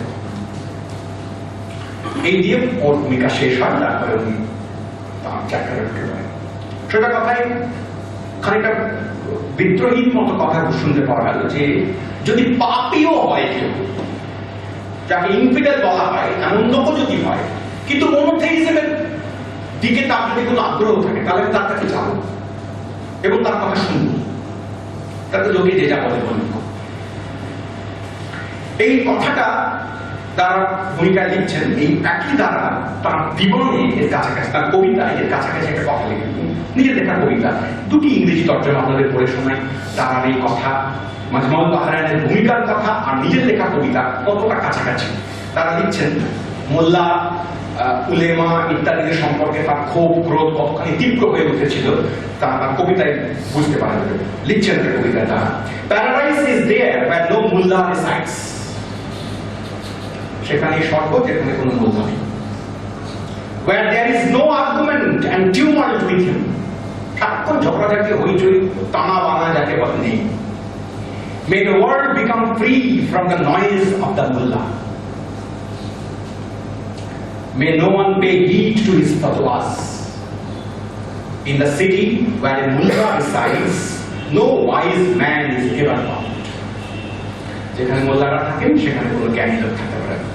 এটা তারা দিয়ে কবিতায় বলেছেন। ইংরেজি তর্জমা কেঠো খড়খড়ে তারা ফার্সিতে লিখেছিলেন, তা অত কেঠো ছিল না। কিংবা এই একই সঙ্গে তারা আরেকটি তর্জমা আপনাদের পড়ে শোনায়। To revile me thou hast turned me an infidel. আমার নিন্দে বন্ধ করার জন্য তুমি আমাকে কাফের বলেছো, ইনফিডেল বলেছো। I do consider thy talk as true. আমি তাই মনে করি। Disgrace and glory have become alike to me. Glory and disgrace আমার কাছে কোনো তফাৎ নেই। My religion is that of the 270 sects of Islam. আমার ধর্ম ইসলামের সব ধরনের 72-এর কথা বললাম এখানে। 72 শুনে আবার 72 ঘুরির কথা ভাববেন না অনুগ্রহ করে। এই ক্ষেত্রে এই 72 মানে 72 সেক্ট, অগণিত সেক্ট, তাদের সঙ্গে আমার ধর্মের সাদৃশ্য সাদৃশ্য আছে। আরো পড়া যায়, পড়ছি। আমি বলতে চাইলাম এই কথা যে মনোভাব নিয়ে তারা তার দিবানের কবিতা লিখেছেন, সেই মনোভাব নিয়েই তারা মাজমাউল বাহরাইনের মধ্যে পা রেখেছেন। কি আছে মাজমাউল বাহরাইনে শব্দ করতে পারা যাবে না, সংক্ষেপে 2-4 কথা বলার চেষ্টা করি। অনেকগুলি চ্যাপ্টার, তার একটা নাম সাজিয়ে দেখা যেতে পারে 22খানা চ্যাপ্টার। তার মধ্যে 2টি মাত্র চ্যাপ্টার সম্পর্কে আপনাদের একটু একটু করে উল্লেখ করবো। একটা চ্যাপ্টারের নাম হচ্ছে বাদ। বাদ ফার্সিতে বাদ হচ্ছে বায়ু, বাতাস। একটা চ্যাপ্টারের নাম হচ্ছে আওয়াজ, শব্দ, শব্দ। একটা চ্যাপ্টারের বিষয় হচ্ছে দিন এবং রাতের সাইকেল। একটা চ্যাপ্টারের নাম হচ্ছে মোকাম, বিভিন্ন স্তর পরম্পরা। এরকম অনেকগুলি চ্যাপ্টার পরপর এখানে উল্লেখ করা সম্ভব, সব আমি উল্লেখ করতে। একটা চ্যাপ্টার সোল, রু, আত্মা বলতে পারি যাকে, খানিকটা খানিকটা আমরা বলে সম্ভব। একটা চ্যাপ্টার নাম লাইট, নূর। এমনি সাধারণ আলোর কথা হচ্ছে না, ঐশ্বরিক আলোর কথা হচ্ছে। হিন্দু পরম্পরায় আলো সম্পর্কিত কথাবার্তা, শব্দাবলী, পরিভাষা, তার সঙ্গে ফার্সি এবং আরবি পরিভাষায় আলোর সম্পর্ক সাদৃশ্য। প্রফেট মুহাম্মদ কি বলেছেন, কোরআনে কি আছে, অন্য কোনো রিলিজিয়াস টেক্সটে কি আছে, এদিকে পাশাপাশি প্যারালালি দান করিয়ে তারা সাদৃশ্য দেখানোর আপ্রাণ চেষ্টা করছে। সব দেখানোর সুযোগ নেই, আমি যে বললাম শুধুমাত্র বাদ নিয়ে আমি একটু কথা বলবো।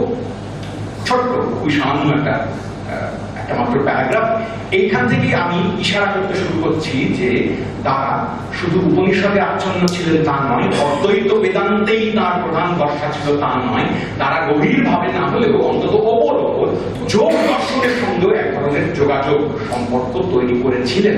যে কথা তারা হয়তো সরাসরি বলছিলেন না, তাই কোনো আলাদা করে বই লেখেননি, কিন্তু তার উপনিষদ চর্চার মাঝখানে বারবার যোগ এসে দাঁড়িয়েছে। দেখুন কিরকম। As the air, তারা লিখছেন ইংরেজি তর্জমায় মাহফুজুল হকে, which moves within the human body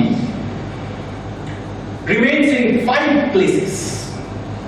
So it has got 5 names, namely prana, apana, samana, udana and dhyana.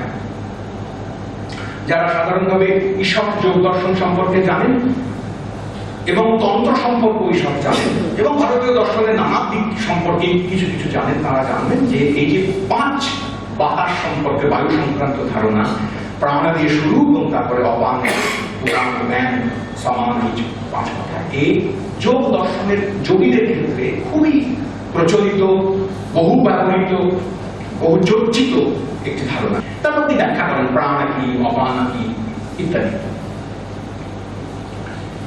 শুধু এই অংশটা পর্যন্তই নয়, আরো বেশ কতগুলো অংশ পর্ব দেখানো সম্ভব। সবচেয়ে বেশি দেখানো সম্ভব যে বইটির কথা আগে উল্লেখ করলাম, রিসালাই হাফনা, যেখানে তারা 6টা চ্যাপ্টারের মধ্যে পরপর মানব জীবন, মানব জীবনের লক্ষ্য, করণীয়, কৃত্য ইত্যাদি সম্পর্কে কথা বলতে বলতে যাচ্ছেন। সেখানে সরাসরি এ বইয়ের আগে সরাসরি তারা যোগ দর্শনের বেসিক কতগুলো প্রশ্ন যেন মনে হবে তার তর্জমা হচ্ছে, অথচ কোথাও যোগ দর্শনের নাম উল্লেখ করে। তারা কি কি বলছেন যোগ দর্শন সম্পর্কে তাকে আমি মিলিয়ে দিচ্ছি, কারণ আপনারা সবাই জানেন যোগ দর্শনের পতঞ্জলি যোগসূত্র, তাতে যে 4টি প্রধান বড় অধ্যায়, একেবারে গোড়া থেকে সমাধি এবং তারপরে করতে করতে কৈবল্য পর্যন্ত এই 4 অধ্যায়ের মাঝখানে একটি পর্বে 8টি যোগাঙ্গের কথা বলা আছে। এই যে 8 যোগাঙ্গ, তার প্রথম কি, এখন তো যোগ কথাটা আমাদের আবার মুশকিলের অবস্থা হয়েছে।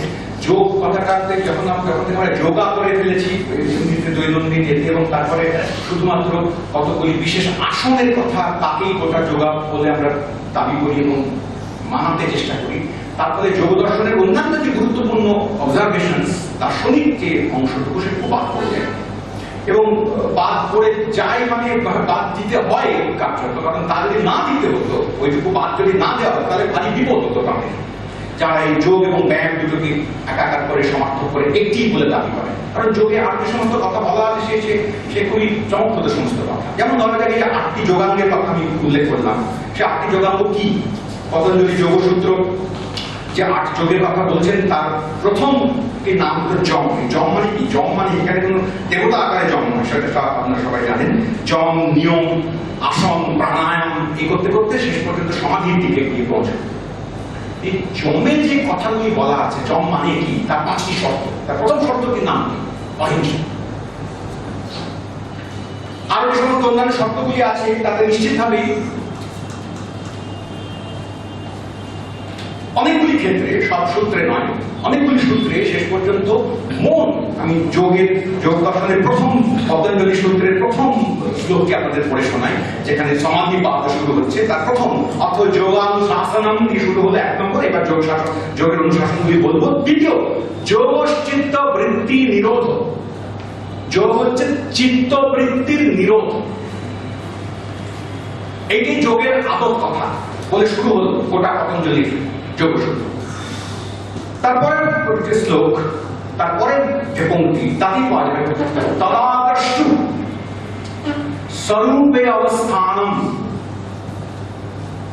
তাতে দ্রষ্টা যিনি, তিনি স্বরূপে অবস্থান করেন, স্বরূপত্ব পান, আদব যে তার অস্তিত্ব সেখানে তিনি গিয়ে পৌঁছান।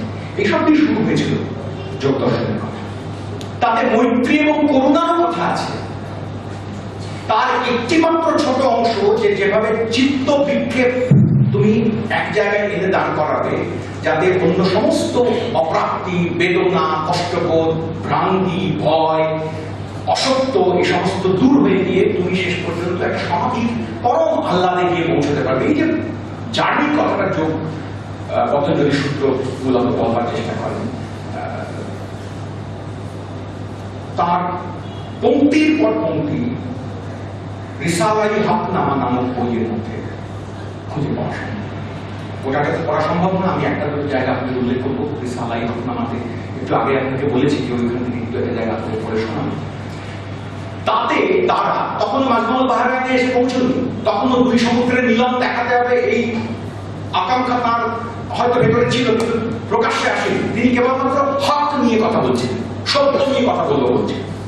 এটা বলতে বলতে তারা, আমি রিসালাই হকনামা থেকে আপনাদের একটা ছোট্ট জায়গা এখানে পড়ে শোনাই, যেখানে তারা আর থাকতে না পেরে কি করে ধ্যান এবং আসন হবে নাম না করে তারও একটা বিবরণ দিচ্ছেন। তারা দিচ্ছেন পাতায় পাতায় প্রফেট মুহাম্মদের কথা, কখনো দিচ্ছেন কোরআনের সূত্রের কথা, কখনো অন্যান্য ইসলামিক স্কলারদের কথা, কখনো রুমির কথা, হাফেজের কথা, জামির কথা, এসব কোট করতে করতে যাচ্ছেন, অজস্র কোরআনের আয়াত কোট করতে করতে যাচ্ছেন। আর তার ফাঁক তালে লিখছেন একটা ইন্টারেস্টিং জায়গায় আপনাদের পড়ে দেখায়, যেখানে ধ্যান, শ্রেষ্ঠ ধ্যান কিরকম হবে তার সম্পর্কে একটা বিবরণ দিচ্ছেন। সেটা আমি আপনাদের একটুখানি ওই ধ্যানের বিবরণটা পড়ে শোনাই। আর মোজেস এবং প্লেটো, তাদের মধ্যে এক কাল্পনিক সংলাপ কিরকম হবে সেটার কথা তারা এখানে লিখেছেন। আমি ওই জায়গাটি একটুখানি আপনাদের শোনাতে পারলে খুব আমার অস্থির লাগবে আর কি।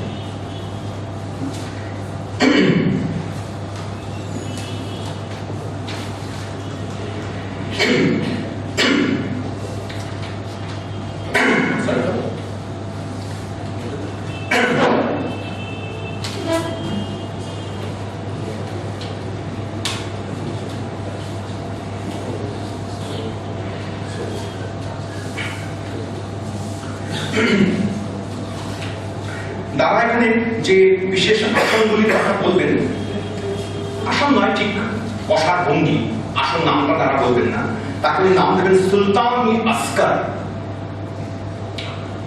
শ্রেষ্ঠ ধর্ম, শ্রেষ্ঠ বসার ভঙ্গি, থাকার ভঙ্গি, যা করলে শেষ পর্যন্ত তোমাকে তোমার বাইরে থেকে সমস্ত শব্দ থেকে, বাইরের ডিস্ট্রাকশন থেকে তোমার চিত্ত মন একটি বিশেষ অবজেক্টে বা বিশেষ একটি জায়গায় এনে তুমি নিবদ্ধ করতে পারবে এবং তুমি আশ্চর্য আওয়াজ শুনতে পাবে। দাঁড়াই কথা বলছেন আওয়াজের কথা শুনতে, এবং অনেক অন্যান্য মনীষীদের কথা রেফার করছেন যে সুলতান-ই-আসগর শেষ পর্যন্ত কিভাবে আওয়াজের কথা শোনায়। আমি একটুখানি দেখাই যে আওয়াজ প্রসঙ্গে কথা বলতে গিয়ে কার কথা না তারা আনছেন, রুমির কথা, হাফিজের কথা, দুজনের কথা এনেছেন।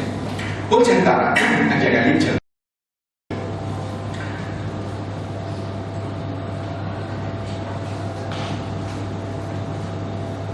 the true nature of this sound, তারা বলছেন একরকম শব্দ শুনতে পাবে তুমি যদি তুমি মনকে এক জায়গায় স্থির নিবদ্ধ করো। সেই সাউন্ডটা কেমন? The true nature of this sound will become apparent to thee when will be described later on the practices called Sultan-ই-Asgor, the king of all practices, Shrestha Jog, Shrestha Asham. This is the essence of the teaching of all great sages and rare and not easily to be found in the world. And it has come down with authentic proof, both external and internal, from the blessed Prophet to Hazrat Ghaus Salatin and from him to Hazrat Mianji. তারা দাবি করছেন যে এই শ্রেষ্ঠ যোগাসন হযরত মুহাম্মদ করতেন। হযরত মুহাম্মদ যে ওই হেরা পর্বতের গুহায় গেছিলেন, সেখানে তিনি যার যে আচরণ করতেন, যে ধ্যানে বসেছিলেন, তাকে উনি এইটার সঙ্গে প্রায় একাকার করে দেখবার চেষ্টা করছেন। এরপরে একটা অংশ থাকবে, পড়ছি না। এই ধ্যানের মধ্যে বসে তুমি আওয়াজ শোনার চেষ্টা করো, ইন্টারনাল। সে আওয়াজটা কেমন? সে আওয়াজ সম্পর্কে একবার রুমি কোট করেন, একবার হাফিজ কোট করেন। আমি রুমি এবং হাফিজ দুজনেরই ছোট ছোট ওই অনুবাদ করি আপনাদের পড়ে শোনাই। কি বলছেন রুমির কথা এই আওয়াজ শোনা প্রসঙ্গে, হাফিজের কথা এই আওয়াজ শোনা প্রসঙ্গে, দুটি ছোট কবিতা, এক দু লাইনের সময় লাগবে বেশি। রুমি সম্পর্কে তাকে সাক্ষী মেনে বলছেন, with regard to these sounds, Mullah Rum, Maulana of the Rumi করছেন, of the blessed memory has thus written, বলে কোট করেছেন Rumi, on his lips there is a lock, but heart is full of secrets. His lips are silent, but his heart is full of sounds. এর একটা বাংলা তর্জমা এরকম করা যেতে পারে, খুবই খড়খড়ে, কিন্তু তবু মূল কথাটা বুঝবার জন্য। ওষ্ঠে অধরে বন্ধ দুয়ার তালা ঝুলিয়েছে, কিন্তু হৃদয়ে গোপন বাণীর রহস্য ভরা। ওষ্ঠ নীরব, বুকে বেজে চলে ধ্বনি অবিরাম। কথা বলছে না, কিন্তু ভেতরে নিরন্তর ধ্বনির চলাচল শুনতে পাচ্ছি। একই কথা এই বিশেষ ধ্যান ভঙ্গিমাতেই তুমি শুনতে পাবে এমন এক আশ্চর্য ধ্বনি, নিরন্তর ধ্বনি, ক্রমাগত বেজে চলা ধ্বনি। তার কথা বলতে কিন্তু হাফিজকেও কোট করে না, দুবার পরে হাফিজের অংশটুকু কি পড়ে দেখেন, আর ইংরেজিটা পড়ছি না, বাংলা তর্জমাটা শুনে পড়ছি। আমার হৃদয় আছে যার হাতে, কোথায় সে থাকে, কোনখানে বাস করে সেই জন, আমি তো কেবল শুনি বেজে চলে অবিরাম এক ঘন্টার ধ্বনি। হাফিজের কবিতায় বুঝতে পারা যাচ্ছে এখানে একটা বেলালের কোয়েশ্চেনে একটা মেটাফর এসে দাঁড়ানো। ওই আশ্চর্য ধ্বনির কথা বলতে গিয়ে শেষ পর্যন্ত তার প্রেমিকার কথা এসে দাঁড়ায়। যেমন হাফিজ প্রেমিক কবি বারবার করে তার ডিভাইন বিভিন্ন অনুভূতির কথা বলতে গিয়ে প্রেমিকা, প্রেমাস্পদ ইত্যাদির কথা বারবার করে তিনি আসেন, তেমনি করে এখানেও তার। কিন্তু মোদ্দা কথাটা আমি ইঙ্গিত করতে চাইছি এই যে দারাশিকোর ইশারাটি হচ্ছে আসলে এইরকম যে একদিকে তিনি হাত বাড়িয়ে রেখেছেন না বলে যোগের দিকে, প্রাণায়ামের দিকে, আসনের দিকে, সমাধির দিকে, জম এবং নিয়মের দিকে, আর একদিকে তিনি তার তুলনা বা তার সমর্থন তুলে নিয়ে আসবার চেষ্টা করছেন, কখনো কোরআন থেকে, কখনো রুমি থেকে, কখনো হাফিজ থেকে। আমি তার প্রামাণিকতার দিকে তাকাতে বলছি না আপনাদের। তারা এখানে লিখেছেন যে কি করে সাধনা তুমি করবে, বলছেন হাত আমি একটা ছবির মতো দেখাতে পারি, করছি না, খামাখা বোরিং হবে, সময় বেশি পার হয়ে যাচ্ছে। তারা বলছেন যে তুমি পুরো আঙুল দিয়ে দুটো কান আগে ধরো, তারপরে দুটো তর্জনী চোখের পাতার উপরে রাখো, মধ্যমা দিয়ে দুটো নাক বন্ধ করো, বাকি আঙুলগুলো দিয়ে তোমার ঠোঁট বন্ধ করো। এইবারে তুমি নিঃশ্বাস নিয়ে, বাতাস নিয়ে, যে পদ্ধতির কথা বলছেন, বাতাসটি টানো, তারপরে খানিকক্ষণ রাখো, তারপরে ছাড়ো। এটা বলছেন একেবারে পিওরলি যোগ দর্শনের পুরক রেচক কুম্ভক, নাম না করে তাই বলছেন। এসব করে কি হবে শেষ পর্যন্ত? না, হবে শেষ পর্যন্ত এই দ্বারা ইশারা যে তুমি যাবতীয় বিচ্ছিন্ন আকর্ষণ পৃথিবীর নানা প্রান্তে যা চলছে প্রতিদিন, তাকে অতিক্রম করে একটি পরম একে গিয়ে পৌঁছবে। এটি তার শেষ, এটার মূল ডেস্টিনেশন, যেদিক দিয়ে নিয়ে যান। যোগেও তো আগ্রহ এই কারণে, এই ধ্যান করা প্রয়োজন, এই সমাধির প্রয়োজন, তার কারণ তুমি শেষ পর্যন্ত তৌহিদে গিয়ে পৌঁছবে। তুমি ছাড়া কিছু নেই, এখানে গিয়ে পৌঁছবে। তো একদিকে সুফি, মাফ করবেন, একদিকে উপনিষদের অনুবাদ করবার পিছনে তার মূল আগ্রহের কথা তাওহীদ, একাত্ম, একেশ্বর, সেটা প্রসঙ্গে ওই একটা ইন্টারেস্টিং কথা বলেন, পড়লাম না, সময় বেশি হয়ে যাবে বলে জাস্ট উল্লেখ করে ফেলে যায়। সিররি আকবরের ভূমিকায় তারা লিখেছিলেন, যে বৈপ্লবিক কথাটির কথা আমি আগে উল্লেখ করছিলাম, সেটা এখন বলে নিই। বলছেন কোরআনে এক আশ্চর্য গোপন গ্রন্থের কথা আছে, যাকে কোরআন বলেছে কিতাবুল মাকনুন। কিন্তু সেই গোপন গ্রন্থটি কি, যার কথা কোরআন রেফার করে, তার কোনো হদিস আমি অন্য কোনো পণ্ডিতের কাছে পাইনি। অনেক বুঝেছি, আমি বলবার চেষ্টা করেছি আচ্ছা এটি ওল্ড টেস্টামেন্টের কথা বলছে কোরআন, না তা তো নয়। এটি কি সাম অফ ডেভিড, দাউদের বাণী, না তাও তো নয়। এটা কি তোরার কথা বলছে? তারা দিচ্ছে এগুলো সবাই, প্রত্যেকটা নাম তারা লেখার মধ্যে আছে, সাম অফ ডেভিড, তোরা, ওল্ড টেস্টামেন্ট। একটা করে বলেন, একটা করে নাকচ করেন, না এগুলো নয় তো। সে রহস্যময় বইটির কথা, যার কথা বলেছে কোরআন। তারপরে আমি অবশেষে আবিষ্কার করলাম যে সেই রহস্যময় বইটি হচ্ছে নাথিং বাট উপনিষদ। যখন আমি উপনিষদ পড়লাম, এসে তাতে একটি চরম পরম রহস্যময় একের কথা পেলাম, অদ্বৈতের কথা পেলাম, ব্রহ্মের কথা পেলাম, তখন আমার ধারণা হলো কোরআন এই উপনিষদের কথাই কিতাবুল মাকনুন, রহস্যময় গ্রন্থ বলে যাকে চিহ্নিত করেছে, সেটা হচ্ছে এটা। তাই আমি উপনিষদের দিকে আকৃষ্ট হলাম এবং উপনিষদ অনুবাদ করবার কাজে নেমে পড়লাম, এবং দেখলাম সত্যি উপনিষদ তাওহীদের ওশান, সমুদ্র, অদ্বৈতের একেবারে সমুদ্রের মতো। নিশ্চিত কথা, তারা যদি আরো একটু বেশি করে উপনিষদ পড়তেন, আরো একটু সংস্কৃত শিখে নিয়ে, তারা সংস্কৃত জানতেন, আরো ভালো করে যদি জানতেন, তাহলে সব উপনিষদকে তারা মনে হতো না নিশ্চিত ভাবে যে এটা সে কিতাবুল মাকনুন। সব উপনিষদে সবসময় যে খুব উচ্চ মার্গের সব কথাবার্তা আছে তা নয়, কিছু কিছু উপনিষদে কিছু কিছু কথা খুবই বলতে কথা আছে। কিন্তু তারা তো ক্রিটিক্যাল তখন দেখছেন না। তারা প্রধান উদ্দেশ্য হচ্ছে তখন যে কি করে আমি দুটো মত এবং দৃষ্টিভঙ্গি তাদের মধ্যে সাদৃশ্য, সমন্বয়, সংযোগ ইত্যাদি তৈরি করতে পারি, এটাই তার মোট। ফলে কিতাবুল মাকনুনের কথা তারা বলেন, অনুবাদও করেন, কিন্তু তারা মিস করে যায় উপনিষদের ক্রিটিক্যাল রিডিং।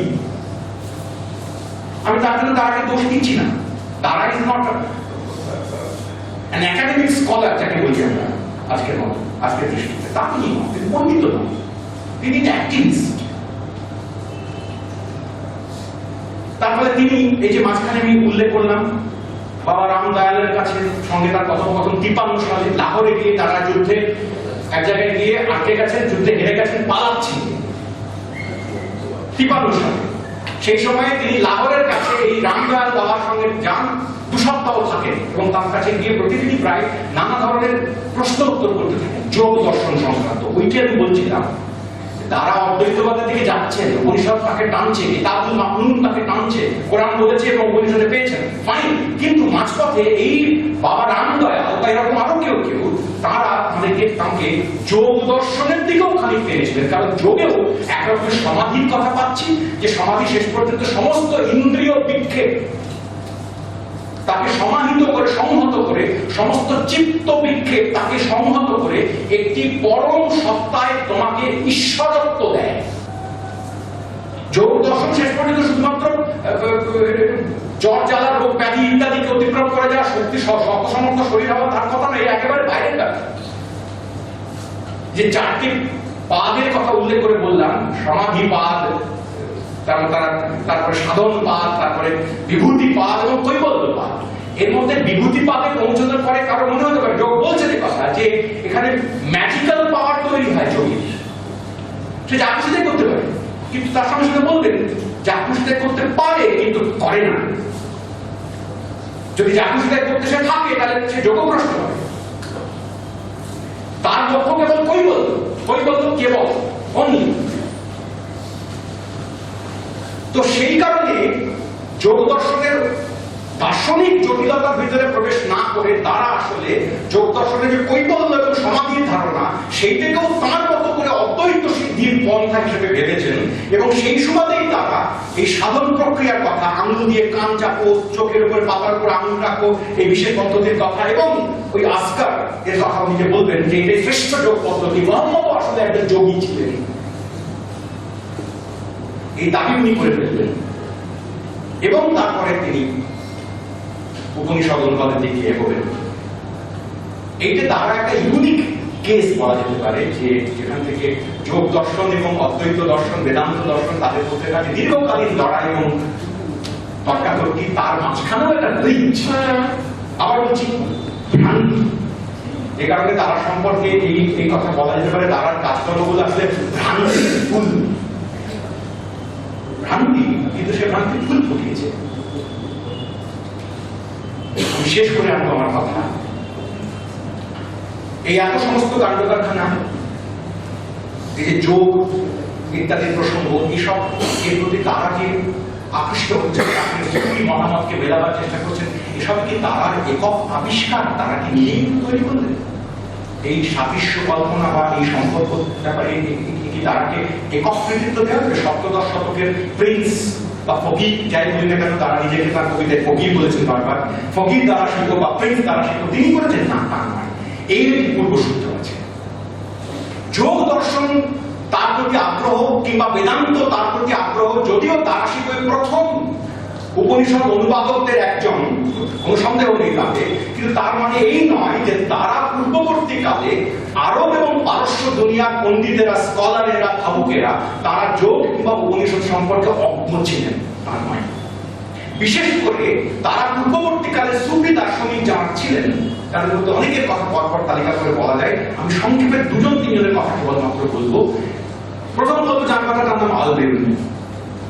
আল-বেরুনি সম্পর্কে আমরা জানি, বড় বড় করে বাইরের কথাগুলো জানি, কিন্তু আল-বেরুনি পতঞ্জলি যোগ অনুবাদ করেছিলেন। এখন এই মনে রাখা দরকার, পতঞ্জলি যোগ অনুবাদ করেছিলেন। আমরা যাকে আজকাল অনুবাদ বলি, এই হচ্ছে পতঞ্জলির যোগ, এই হচ্ছে অনুবাদ, এই দেখো পাশাপাশি দেখি কিরকম এরকম সারানুবাদ বলা যেতে পারে, কিছু ওলট পালট আছে, ক্রম সবসময় এক, কিন্তু তবুও সেটাকে অনুবাদই বলতে হবে। দশম শতকে আল-বেরুনির ভারত আসা এবং যোগ দর্শন, বিশেষ করে পতঞ্জলির প্রতি আকৃষ্ট হওয়া, তার ট্রান্সলেশন করা, তাকে ছড়িয়ে দেওয়া, তার প্রান্তে দেশে নিয়ে যাওয়া। একাদশ শতক অনওয়ার্ডস পতঞ্জলির যোগসূত্র বাগদাদ, ইরাকের ওই অঞ্চল, এমনকি স্পেন, আন্দালুসিয়া, স্পেন অঞ্চল পর্যন্ত এবং দক্ষিণ দিকে মিশর পর্যন্ত চর্চিত হওয়ার নজির, চর্চিত হওয়ার তথ্য পাওয়া গেছে। আল-বেরুনি ছাড়াও আরো দুজনের কথা পর উল্লেখ করবো। নাম সাধারণত আপনাদের কারো কারো হয়তো শোনা নাও থাকতে পারে, তাতে কোনো প্রবলেম নেই, শুনবেন ভুলে যাবেন, অত মনে রাখাও কিন্তু দরকার। একজনের নাম বায়াজিদ বাস্তামি আর একজনের নাম জুনায়েদ বাগদাদি। এই ধর্মগুলো অনেকটা স্থান নামের অনুযায়ী একদম করে নামটাকে চিহ্নিত করার রেওয়াজ ছিল। বাগদাদি বুঝতে পারি বাগদাদের লোক, জুনায়েদ বাগদাদি আর বায়াজিদ বাস্তামি, বাস্তামি নামক এলাকা। তো এই দুই পণ্ডিত বাগদাদি এবং বাস্তামি, তারা দুজনই সুফি দার্শনিক হিসেবে পরিচিত, চিহ্নিত। তারা ওই একেশ্বরবাদ, সুফি দর্শনের যে মূল যে ভাবনা চিন্তা সেসব সম্পর্কে আলাদা আলাদা সব বইপত্র লিখেছেন। এরা তাদের কথাবার্তার মধ্যে সকলে কোন সময় 11 শতক 12 শতক এই সময়, অর্থাৎ পোস্ট আল-বেরুনি, অর্থাৎ পোস্ট ভারতীয় দর্শন সম্পর্কে খানিক আগ্রহ আরব এবং পারস্য দুনিয়ায় তৈরি হয়েছে মূলত ফার্সির মাধ্যমে এবং খানিক আরবির মাধ্যমে। তারপরে আমি এই কথা দাবি করছি না, এখানে দাবি করা খুবই অন্যায় হবে। এখন যদি এক কথা দুম করে বলি যে আসলে বায়াজিদ বাস্তামি কিংবা জুনায়েদ বাগদাদি বেদান্ত পড়ে তাদের মত করেছিলেন, তা আমি বলছি না। আমি বলছি তাদের যে দৃষ্টিভঙ্গি তার সাথে বেদান্তের একটা পরিচয়, ঘনিষ্ঠতা, এমনকি বৌদ্ধ দর্শনের একটা ঘনিষ্ঠতা, এটা খুঁজে বের করা সম্ভব। আর বিশেষ করে যার কথা বলবো এবং বলে শেষ করবো, তার নাম হচ্ছে ইবনুল আরাবি মহাপণ্ডিত,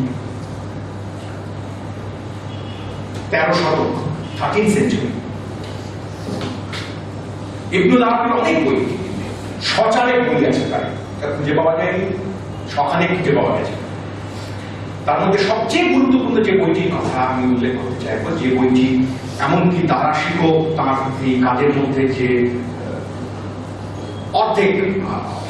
অর্ধাংশের মধ্যে দিয়ে সে বইটির কথা উল্লেখ করেছে। লেখকের নাম বলেন, ইবনুল আরাবির নাম না বলে ফুসুস আল হকম বইটির নাম, ফুসুস আল হকম। তার হিকম হচ্ছে জ্ঞান, ফুসুস আল হিকম হচ্ছে জ্ঞানের কি বলবো, জ্ঞানের সিল, জ্ঞানের ছাপ, জ্ঞানের চিহ্ন। তো সেই বইটি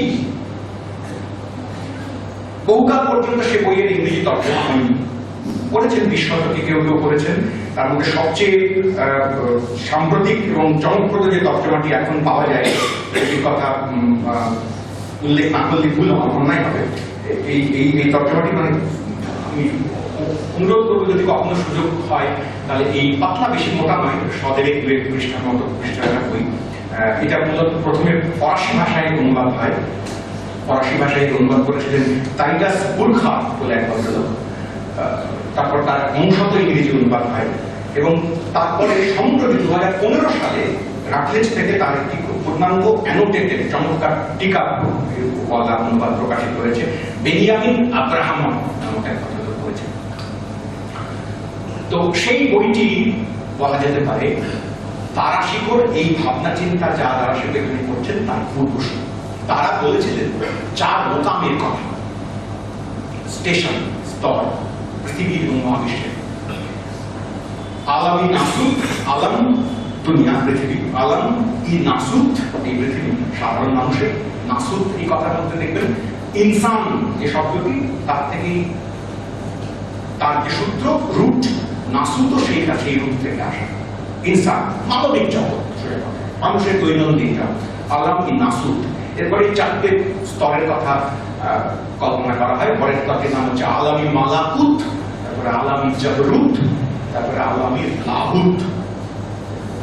তারপরে আরেকটি ইবনুল আরাবি 5ম স্তরের কথা বলেছেন, বহুত কথা বলছেন, 4টি জগতের কথা দার্শনিক তার এই বইয়ের মধ্যে বলেছেন। কোথেকে পেলেন? এর মধ্যে নাসুত আর মালাকুত এই দুটির কথা কোরআন অনুসারী বলা যেতে পারে, বাকিগুলো জাবরুত এবং লাহুত এর কথা কোরআনে নেই। সম্ভবত অনুমান করা হয় জুনায়েদ বাগদাদি এবং তার পরবর্তী সময় ইবনুল আরাবি, আপনাদের নিশ্চয়ই নামগুলো ফটোমটো লাগছে, অনেকে বিরক্তিও লাগতে পারে, আমি 5 মিনিটে শেষ করে দেবো এবারে। এরা বিশেষ করে ইবনুল আরাবি, তিনি এই 4 পরম্পরার কথা কোরআন বহির্ভূত, কোরআনকে খালি তপকে 4 স্তরের পরিকল্পনা প্রথম করেছেন। দারাশিক যে 4 মোকামের কথা তার মাজমাউল বাহরাইনের মধ্যে বলছেন, কিংবা এই কম্পাস অফ দ্য ট্রুথ, তাই সেই বইয়ের মধ্যে বলছেন, সে তার সূত্র হচ্ছেন ইবনুল আরাবি। ইবনুল আরাবি কি বলবার চেষ্টা করছিলেন সেই 4 পরম্পরার মধ্যে? মানবিক জীবন, তার থেকে একটুখানি পরিশ্রম করলে আলামী মালাকুতে পৌঁছতে পারো, যেখানে ফেরেশতা, এঞ্জেলস ইত্যাদিরা এসে ঘোরাফেরা করেন। তার উপরে যদি তুমি যাও তাদের উপর পৌঁছবে আলামী জাবরুতে, যেখানে একটা ডিভাইন ব্যাপার স্যাপার তুমি পাবে ফেরেশতাদের উপরে, এঞ্জেলদের উপরে। তার উপরে একটা স্তর আছে, যে স্তরটির নাম হচ্ছে লাহুত, যেখানে আর কিছু নেই, কেবল তিনি আছেন, all divinity and nothing else. পরম সত্তার সঙ্গে একাত্ম হয়ে যাওয়ার মতো পথ হচ্ছে এই যে, এখানে খুব সূক্ষ্ম বদমাইশি মতো একটা মনে হতে পারে দার্শনিক কচকচি আছে। অনেকক্ষণ থেকে বলছি শেষ করবো, এবার এটা বলি আমি শেষ করবো সত্যি সত্যি। সেই কচকচিটা হচ্ছে এই ইবনুল আরাবির সঙ্গে বাকি তার সময়কালের অন্যান্য ক্লাসিক্যাল অর্থোডক্স মুসলিম স্কলারদের একটা প্রায় মারপিটের মতো পরিস্থিতি হয়। ইবনুল আরাবি যেমন দারাশিককে করতে হয়েছে, তেমনি ইবনুল আরাবিকেও একদল লোক মারতেই গিয়েছিলেন, প্রায় এই ব্যাটা একদম বদমাইশ, কোরআন সমস্ত তৌহিদের ভুল ব্যাখ্যা করছে, প্যান্থেইজম প্রচার করছে, সর্বেশ্বরবাদ করছে। ইবনুল আরাবি একদিকে আল-বিরুনির যোগ দর্শন অনুবাদ করে থাকবেন, অন্যদিকে উপনিষদের কোন এক মধ্যস্থতাকারী সুবাদে, অনুবাদ তখনো হয়নি, মধ্যস্থতাকারী সুবাদে উপনিষদের দর্শনের সঙ্গে তার পরিচয় পেতেন। আর তিনি আত্মার, ফরিদ আত্মারের প্রায় সমকালীন, প্রায় ফরিদ আত্মারও তার থেকে খানিক ঋণ নিয়ে থাকতে পারেন। তিনি যে কল্পনাকে কথা বলেন সেটা একটা প্যারাগ্রাফ মাত্র আমি শুধু আপনাদের পড়ে দেখাবো, বুঝতে পারা যাবে তারা থেকে ভাবছিলেন কোন আরবের যে তৌহিদ, তৌহিদ মানে আবার বলছি একেশ্বর, এক পরম এক। কিন্তু বেদান্তের অদ্বৈতের সঙ্গে সুফিজমের বা ইসলামের তৌহিদের একটা বেসিক তফাৎ আছে। অ্যাপারেন্টলি তারা যতই চেষ্টা করুন সবই এক, সবই এক, সব এক নয়। তফাৎটা হচ্ছে এই যে ইসলামী তৌহিদে একের কথা আছে বটে, কিন্তু তার মাঝে একটা দুইও আছে। বেদান্তের অদ্বৈত শেষ পর্যন্ত পরমে সমস্ত কিছুই নিমজ্জিত, একাকার, আর কিছু নেই। আমিও কার্যত ঈশ্বর, ব্রহ্ম, আমিই ব্রহ্ম, আমিও শুধু না আমিই ব্রহ্ম, এমন পর্যায়ে পৌঁছানোর সুযোগ আছে। কিন্তু ইসলামী তৌহিদে আমি আল্লাহ এখানে পৌঁছানোর সুযোগ নেই। ওইখানে চূড়ান্ত দ্বৈততা, এটা শেষ পর্যন্ত রক্ষা করার কথা। ঈশ্বর ছাড়া আর অন্য কিছু নেই, সবই ঈশ্বর, কিন্তু আমি তার বাইরে, আমি তার বান্দা, আমি তার সামনে নত। আমার এই ডিস্টেন্সটি আমাকে অনুভব করতে হবে, এইখানে তফাৎ। কিন্তু ইবনুল আরাবী বলবার চেষ্টা করছেন যা, তাতে মনে হতে পারে অনেকের হয়েছে যে শেষ পর্যন্ত আরবি এই তফাৎটুকু রাখছেন না। আরবি কি বলছিলেন, ওই যে ফুসুফুল হুকুম বলে যে বইয়ের কথা বলছিলাম, তাতে আরবিরা বলছিলেন, তার একটা ছোট্ট প্যারাগ্রাফ আপনাদের শুরু করি, কেন তারা এই দিকে গেলেন তার একটা ইশারা খুঁজে পাওয়া যাবে এই প্যারাগ্রাফগুলো। ভারী চমৎকার কাব্যিক।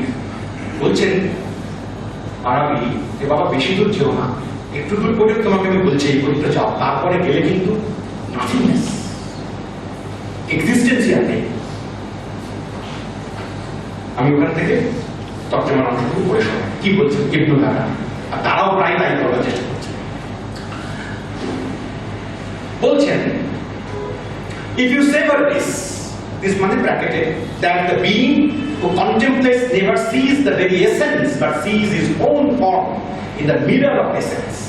আরবি বলছিলেন যে বাবা যত তুমি শেষ পর্যন্ত চিত্ত নিবদ্ধ করবে, এক জায়গায় দাঁড়াবে, পারিপার্শ্ব ভুলে যাবে, আত্মসংযম করবে, ইন্দ্রিয় সমস্ত কাছাকাছি এসে পৌঁছবে, সব হবে, কিন্তু তুমি শেষ পর্যন্ত ডিভিনিটিকে দেখতে পাবে না। কেন দেখতে পাবে না? আরবি যুক্তি হচ্ছে যে যখন তুমি আয়নাতে কোনো ছবি দেখো, তখন তুমি কি দেখো? তুমি আয়না দেখো না ছবি দেখো? আরবি বক্তব্য ছিল যে ছবি আর আয়না দুটোকে তুমি একসঙ্গে দেখতে পাবে, হয় ছবি দেখতে পাবে না আয়না দেখতে পাবে।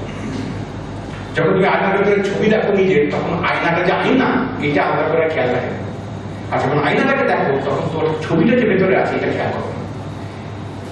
ঈশ্বর এক্সপিরিয়েন্স বলতে যদি কিছু বোঝায় তাহলে সেটা ওই রকম পিওর গড গডলিনেস, রাদার এরকম একটা ডিভাইন মিরর। বেদান্তের দিকে যাচ্ছেন শেষ পর্যন্ত ইবনুল আরাবী বলছেন যে তুমি ওই ডিভিনিটির সামনে দাঁড়ালে এসে তুমি নিজেকেই দেখতে পাবে, চূড়ান্ত শক্তির পর্যায়ে নাথিংনেস। তোমার সঙ্গে কখনোই ঈশ্বরের মুখোমুখি দেখা হবে না, কোনো বিপদ। কিন্তু তার সুখ আছে।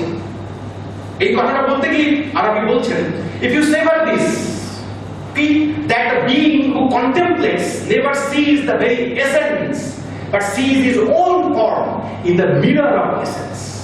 কেবল নিজেকেই তুমি দেখতে পাও, যদি তুমি এটুকু মেনে নাও, এই সুখটুকু যদি তুমি নাও, তাহলে then you savor the utmost limit to which the creature can attain.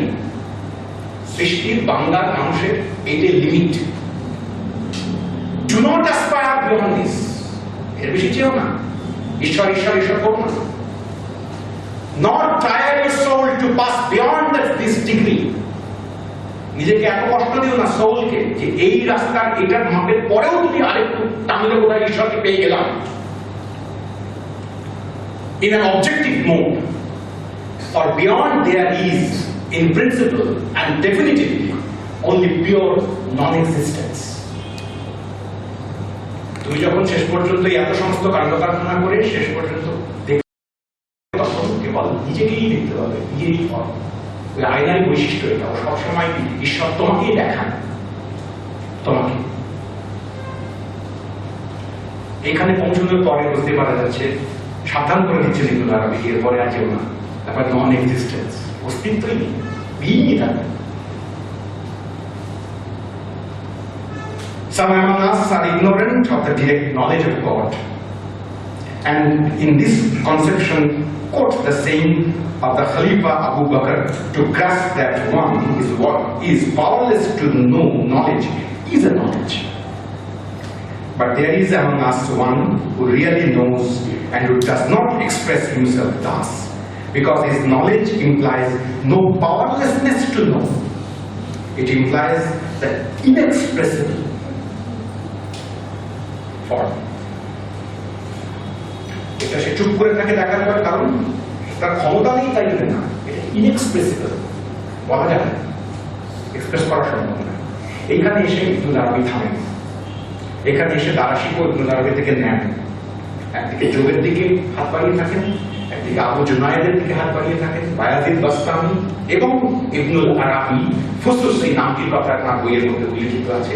আর তার প্রিয় হাফেজ এবং রুমি এবং জামি, তিন বিখ্যাত সুফি কবি এবং অংশত আত্মার, তাদের কথা উদ্ধার করে। এই আয়নার রেফারেন্স আসছে বারবার ইবনুল আরবির কথায় তর্পণের সামনে। এই আয়নার রেফারেন্স ভারতীয় শৈব প্রত্যবিজ্ঞান দার্শনিকদের মধ্যেও আসে, অন্য সূত্রে আসে। আয়না পরিষ্কার করার, আত্মসাক্ষাতের কথা, স্বসংবিধানন্দ চর্পণা ব্যাপার, এটি বড় স্বসংবিদ। আর ওই যে ফরিদউদ্দিন আখতারের কথা বলছিলাম, যিনি পাখিদের মহাসম্মেলন নিয়ে কাব্য লিখেছিলেন, সেই পাখিদের মহাসম্মেলন কাব্যের শেষ পঙ্ক্তি, শেষ জায়গাটা ছিল এরকম: 30টি পাখি তারা তাদের রাজা খুঁজতে বেরিয়েছে। সবার রাজা আছে, তাদের রাজা নেই, আমাদেরও রাজা চাই। 30টি পাখি একসঙ্গে, অনেক তর্কাতর্কির পরে, ঝগড়াঝাটির পরে তারা দল বেঁধে উপত্যকার পর উপত্যকা পেরিয়ে যাচ্ছে। 7-7খানা ভ্যালি তারা অতিক্রম করে গেল রাজার খোঁজে। তারপর অবশেষে একটা ভ্যালিতে এসে তারা পৌঁছল, কিন্তু কাউকে দেখতে পেল না। কেউ তো নেই, যে রাজার কথা তারা ভাবছিল তিনি কোথায়। এই সময় কাব্যে যেরকম ভাবে কথা প্রতীক কাব্য, বুঝতেই পারছেন, অ্যালিগারি। এই সময় আকাশবাণী শোনা গেল আর কি, কোথাও থেকে একটা কণ্ঠস্বর ভয়েস, যে তোমরা তো রাজাকে দেখতে পাচ্ছ, কোথায়? তখন তারা দেখলো যে তারা একটা বিরাট বড় আয়না ঘেরা ঘরের মধ্যে আছে, আর আয়নায় তারা নিজেদেরকে দেখছে। রাজার নাম সিমুর্গ। সিমুর্গ, আর ফার্সি ভাষায় সিমুর্গ কথাটার মানে হচ্ছে 30টি পাখি। C30 murgh, bird.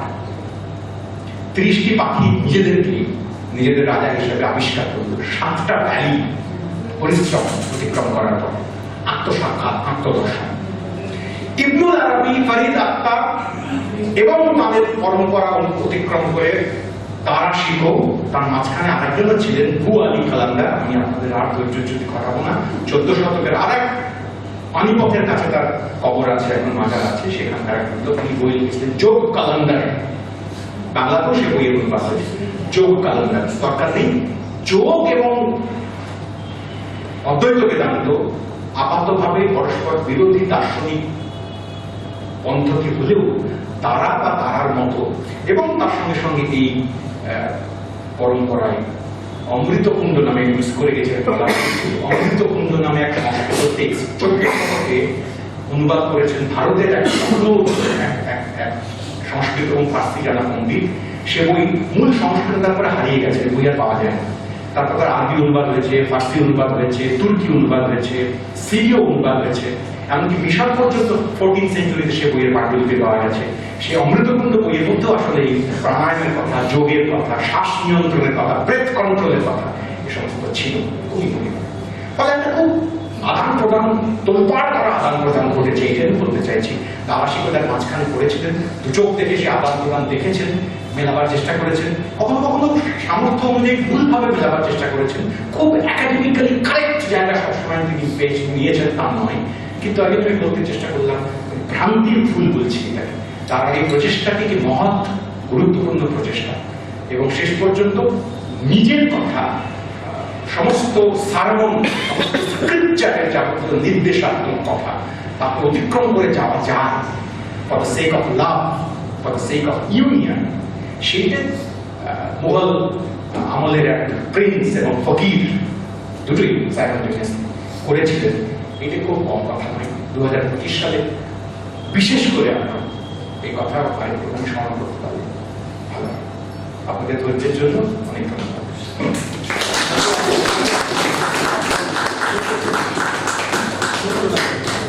সেটা হচ্ছে এই যে এই একটা চূড়ান্ত অদ্বৈতবাদ সেখানে শেষ হচ্ছে, সেখানে আমার ব্রহ্মস্মী আমি ব্রহ্ম, কিন্তু অন্যদিকে আর একটা অদ্বৈতবাদ গিয়ে একটা গিয়ে বলছে না আল্লাহ এবং আমি এক, আমি আল্লাহ। এই যে দুটো ডিফারেন্স, এটা কি তারা হ্যাঁ, ঠিক এই সম্পর্কে বলেছিলেন তা নয়, কিন্তু তারা যে ইবনুল আরাবি পন্থী যে অদ্বৈত চিন্তা, যে আসলে কোনো ভেদ নেই এবং আমি আমাকেই আবিষ্কার করি, আত্মসাক্ষাৎই হয়, নিজেকেই টেস্ট করি, এই পক্ষেই তার কি বলবো, তারা চিন্তা এইদিকেই ধরেছিল, যেটা ক্লাসিক্যাল ধ্রুপদী খানিকটা অর্থোডক্স যে ইসলামী দর্শন তার সঙ্গে পুরোপুরি যায় না। যে কারণে ইবনুল আরবিরও প্রচুর প্রতিপক্ষতা ছিল, তাকেও দার্শনিকভাবে কাউন্টার করেছেন। তার পরবর্তীকালে অনেক অনেক পণ্ডিত, তারা সব নাম করা উচ্চাঙ্গের স্কলার, তারা সব ফেলনা লোক নন। কিন্তু শেষ পর্যন্ত এই দ্বৈতর অংশটুকু রাখবো কিনা, এই তর্ক আপনি খেয়াল করে দেখবেন স্যার, এই তর্কটা ভারতীয় অদ্বৈতবাদের যে সমস্ত পরম্পরা আছে তার মধ্যেও আছে।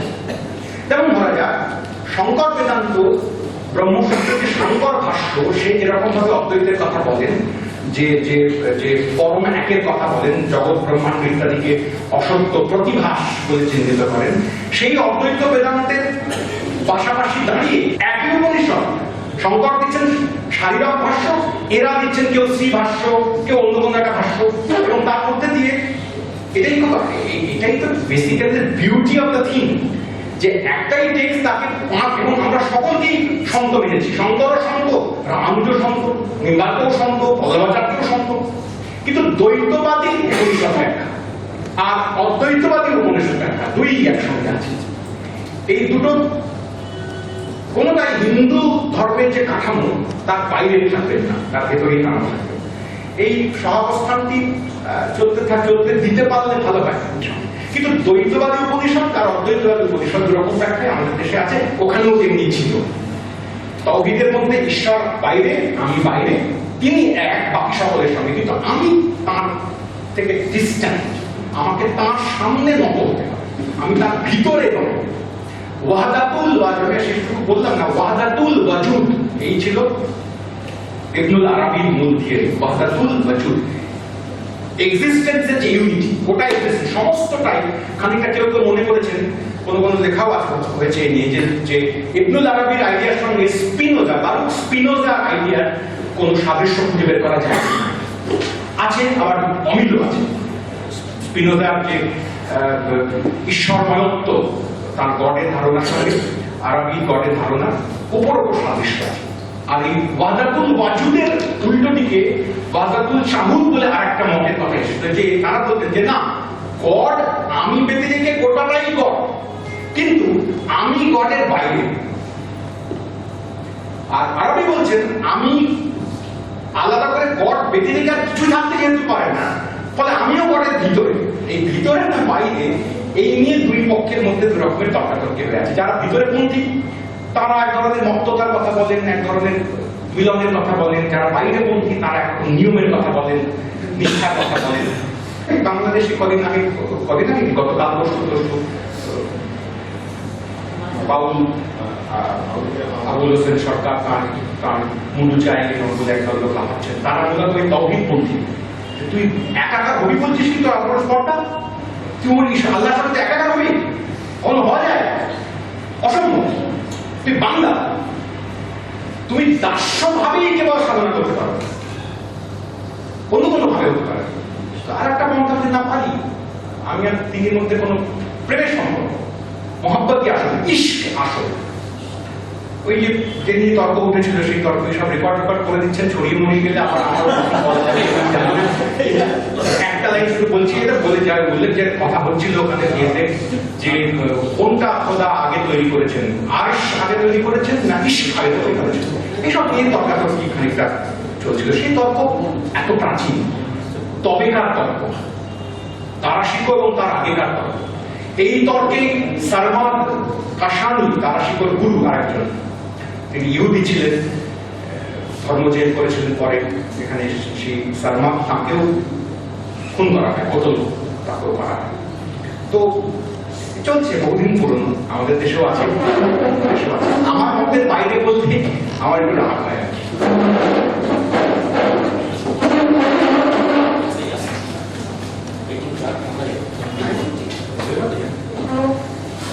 এই অসাধারণ অনবদ্য বক্তৃতার জন্য আব্দুল কাফিকে অসংখ্য ধন্যবাদ এবং অভিনন্দন।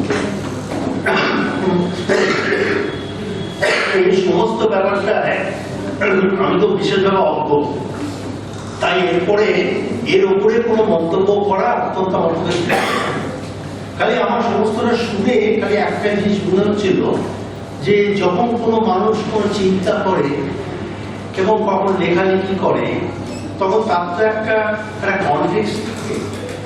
তাহলে দারাশিল্প উপন্যাস, উপনিষদ, যোগ এবং সুফি, এই তিনটের মধ্যে একটা সংযোগ স্থাপন করার যে একটা অভিপ্রায় তার মধ্যে এলো, এই চেষ্টা তিনি করলেন।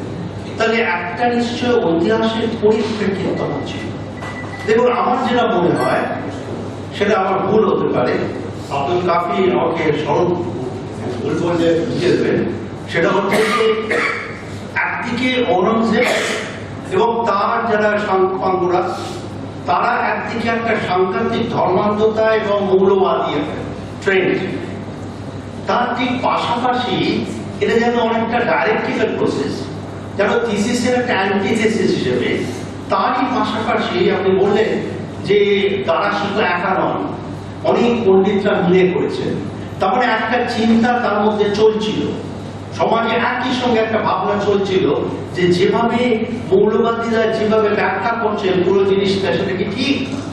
দেশকে যদি বুঝতে হয়, দেশকে যদি আমাদের শাসন করতে হয়, তাহলে তো এই দেশকে বুঝতে হবে। তাহলে এই দেশের মাটির সঙ্গে যেগুলো জড়িত, বেদ উপনিষদ, এগুলোকে উপেক্ষা করে এগুলো বাজে করে বললে তো হবে না। তাহলে সেটারও চর্চা করার দরকার। আমার মনে হয় এই ঐতিহাসিক একটা কনটেক্সট ছিল, তার জন্য বোধহয় দারাশিল্প কিছুটা তিনি অনুপ্রেরণা পেয়েছিলেন এবং তার যারা পণ্ডিত বর্গ, তার অনুগামী যারা ছিলেন, তাদের সঙ্গে কথাবার্তা বলে আমার মনে হয় এই হিস্টোরিক্যাল কনটেক্সটেই এটা বোধহয় হয়েছে। আসলে ভারতবর্ষের ইতিহাসে আমরা যদি দেখি, সেই সিন্ধু সভ্যতার থেকে আজকের পর্যন্ত, বর্তমান কাল পর্যন্ত, তাহলে দেখা যাবে দুটো সমান্তরাল ধারা কিন্তু আছে। একটা ধারা হচ্ছে ওই একটা ঔদার্য, একটা উদার একটা ব্যাপার, অর্থাৎ সব ধর্ম সমন্বয়, সর্বধর্ম সমন্বয়। দারাশিল্প প্রপিতামহ সম্রাট আকবর দিনী লীলার মাধ্যমে তিনি করেছিলেন, তার আগেও কেউ কেউ করেছেন। তো এইটা একটা ধারা। আর একটা ধারা পাশে, সেই ধারাটা হচ্ছে মৌলবাদী ধারা। শাসক ধর্মান্ধ, তার যে ধর্ম সেই ধর্ম শুনে চলতে হবে। তার সবচেয়ে বড় উদাহরণ বোধ হয় ঔরঙ্গজেব, আর কিছুটা আমরা বলতে পারি অজাতশত্রু। অজাতশত্রু বৌদ্ধ মনাস্ট্রিগুলোকে ধ্বংস করে দেয়। অজাতশত্রু তার নিজের পিতা বিম্বিসার, তিনি বৌদ্ধ ধর্মের প্রচার করেন বলে তাকে বন্দী করে রাখেন এবং তাকে হত্যা করার পরিকল্পনা করেন। যদিও শেষ পর্যন্ত অজাতশত্রু গৌতম বুদ্ধের কাছে গিয়ে তিনি অনুতপ্ত হন এবং তিনি ক্ষমা প্রার্থনা করেন। যাই হোক, আমি বলছি দুটো প্যারালাল ধারা তারা চলে। এই প্যারালাল ধারার মধ্যে দেখা যায় যে আমাদের দেশে কিন্তু ওই টলারেন্স যেটা, সেটাই কিন্তু মূল। আমাদের দেশে কিন্তু কমিউনালিজম সেটা সাময়িক, সেটা মৌলবাদী চিন্তা ভাবনা সেটা কিন্তু সাময়িক। সেই জিনিসটা যারা করতে চাইছে, পরে কিছুদিন যদি তারা করতে পারবে, কিন্তু শুভ শক্তির একটা আলাদা ফোর্স আছে। সেই ফোর্স কিন্তু এই কমিউনালিজমটাকে, এই ধরনের যে মৌলবাদী যেটা, সেটাকে ধ্বংস করে এবং করবে, ভবিষ্যতেও করবে। এখনো যারা এই ধরনের কাজ করছে, তারাও কিন্তু আলটিমেটলি তারা স্বার্থ পাবে না, ফলে এই শুভ শক্তি থাকবে। আমি খালি একটা জিনিস স্মরণ করে দিই আপনাদের, সেই শিকাগো যে মহাসম্মেলন হয়েছিল ধর্মের, সেখানে স্বামী বিবেকানন্দ বলেছিলেন যে আমি এমন একটা দেশ থেকে এসেছি যেটা সারা পৃথিবীকে শিখিয়েছে টলারেন্স এবং universal acceptance. It taught the world tolerance and universal acceptance. ওই পরের সেন্টেন্সে তিনি বলছেন, not only universal toleration, but we also believe that all religions are true. তাহলে সমস্ত ধর্মই সত্য, এইটাই হচ্ছে ভারতের মূল কথা।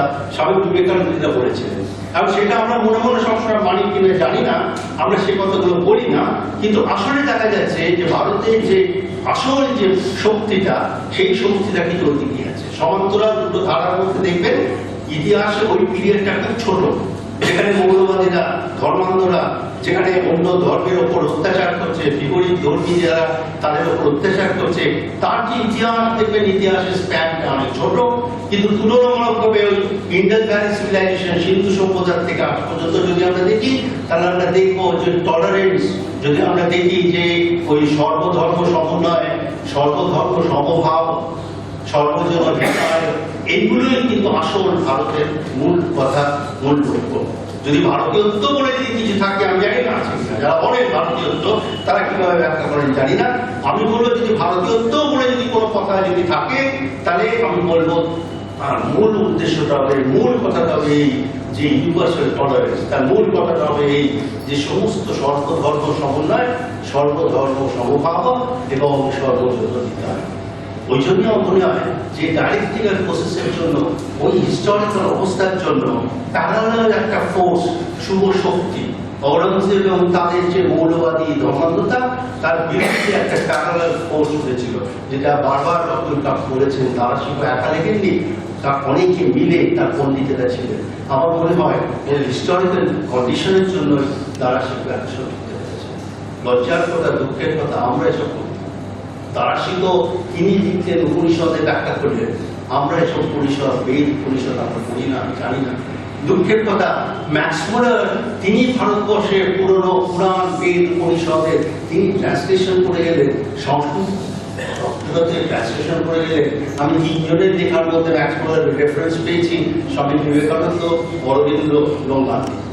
তাহলে এরা নিজেরা পড়েননি, কিন্তু তারা ম্যাক্স মুলারের থেকে নিয়েছেন, তারা করছে। আমরা কিন্তু এই জিনিসগুলো করি না, আমাদের পুরো শিক্ষাটা রয়েছে পাশ্চাত্য। আমরা যা কিছু করি পাশ্চাত্য স্পেকট্রামে, ওই চোখ দিয়ে, ওই চশমা দিয়ে আমরা দেখার চেষ্টা করি।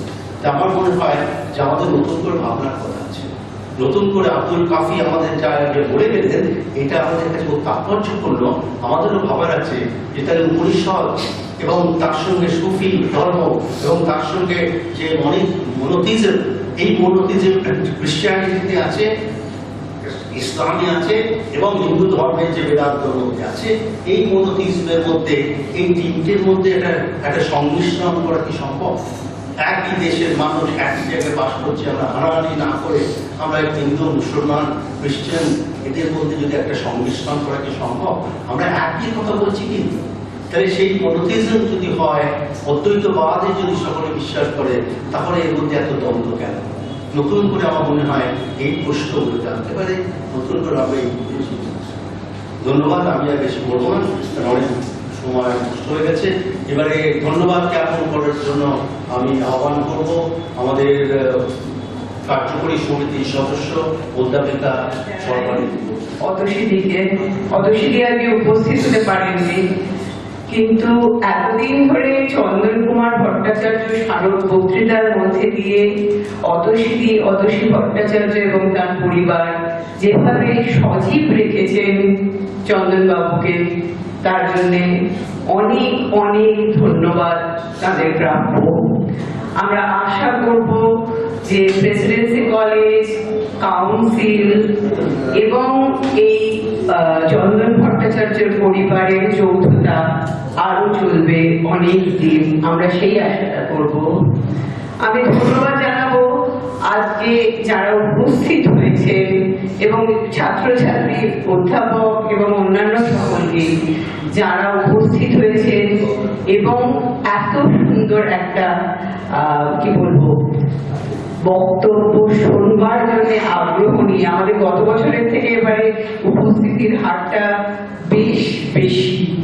সেটা বক্তার ক্যারিশমা কিনা সেটা অন্য কথা, পরে আসবো সেখানটায়। তৃতীয়ত আমি যেটা বলতে চাইছি, আমার আরেকটা ধন্যবাদ দেওয়ার জায়গা সেটা হচ্ছে হলটাকে কারিগরি সহযোগিতা দিয়ে যারা সাহায্য করেছেন আমাদের, এবং পরিশেষে বক্তাকে তো আমি ধন্যবাদ কিভাবে দেবো জানি না, আমরা সবাই একটা প্রস্তুতি নিয়ে এসেছি। যখন জানি আজকের বক্তা আব্দুল কাফি, তখন আমরা জানি যে কোনো এটার মধ্যে চমক নেই, নতুনত্বের মধ্যে চমক নেই। সেখানে আমরা নতুন কিছু শুনবো, নতুন কিছু জানবো এবং আপ্লুত হব, এই প্রেমিকটা থেকেই আমরা আজকে এসেছি। কিন্তু যে জায়গাটায় তিনি নিয়ে গেলেন এবং যে বিষয়টা তিনি আনলেন আজকে, আমার মতো অনেকেরই, অন্তত কয়েকজনের আমার মনে হয় এই হলেতে সম্পূর্ণ অজানা অনেক অনেক কিছু। এবং আজকে এই ঘরটায় আমার মনে হয় এমন অনেক পরবর্তী আলোচনা, পরবর্তী ডিসকর্সের বীজ ফেলা হলো, যেগুলোকে ধরে হয়তো আরো অনেক অনেক আলোচনা হতে পারে, লেখা হতে পারে, যা কিনা 2025-এ আমাদের মনে রাখা দরকার। আমি শুধু শেষকালে একটা কথাই আমাদের আগে বক্তাকে বলবো। উনি যখন বললেন যে দারাশিকো হয়তো কিছুটা না বুঝে, তার যে গ্রুপটা তার অজ্ঞানতাবশত হয়তো ওই মিলনের চেষ্টাটাকে একটু গুলিয়ে ফেলেছে, যেটাকে তিনি বোধহয় ভ্রান্তির ফুল শব্দটা ব্যবহার করলেন। এখানে আমার জাস্ট ধন্যবাদ, এত কথা বলেন না, তবু একটা জিনিস জাস্ট আমার মনে হচ্ছে যে এটা ইচ্ছাকৃত ছিল না তো। কারণ আমরা যে জিনিসটা দেখি, আমাদের একটা ট্র্যাডিশন ছিল যেটা ব্যবহারিক রাজনীতিবিদ এবং তাত্ত্বিক রাজনৈতিক স্রষ্টা, তত্ত্ব স্রষ্টা, তারা একটা সময় এক ছিলেন। যেটা হয়তো শেষ এই 50-60-এর দশকে এসে হয়েছে। আমরা যদি নেহেরুর ডিসকভারি অফ ইন্ডিয়ার জায়গাটায় আসি, সেখানেও কিন্তু নেহেরু যেভাবে ঐক্যটাকে দেখিয়েছেন, সেখানটাতে অনেকটা আলোকিত হয়তো তিনি নিজেও বুঝেছেন। এখন দারাশিকোরও সেই সময় মানে কল অফ দ্য টাইমের জন্য সেখানে কোনো ইচ্ছাকৃত, কারণ অত বড় টিম নিয়ে একজন প্রিন্স কাজ করছেন এবং সেখানে হ্যাঁ ভুল নিশ্চয়ই থাকতে পারে, ভ্রান্তির ভুল যেটা, সেটা নিশ্চয়ই থাকতে পারে। 99.9% অধ্যাপকের কথা করেও 0.1% সেটা কোনো সময়ের দাবি ছিল এমন হতে পারে, জানি না সেটা। যাই হোক, ধন্যবাদ সকলকে। আর আমাদের কাউন্সিলের জেনারেল সেক্রেটারি হিসেবে স্যার যেভাবে ইন্সপিরেশন আমাদের দেয় নতুন নতুন বক্তব্য শোনার সুযোগ করে, সেই ধারাটা আমরা আরো আরো লাগু রাখতে চাই। সকলকে ধন্যবাদ। আচ্ছা, এখানকার হেড অফ দ্য ডিপার্টমেন্ট জানাচ্ছেন যে স্ন্যাক্সের একটা ব্যবস্থা আছে, সেগুলো একটু কালেক্ট করে দেবেন সকলে। Thank you.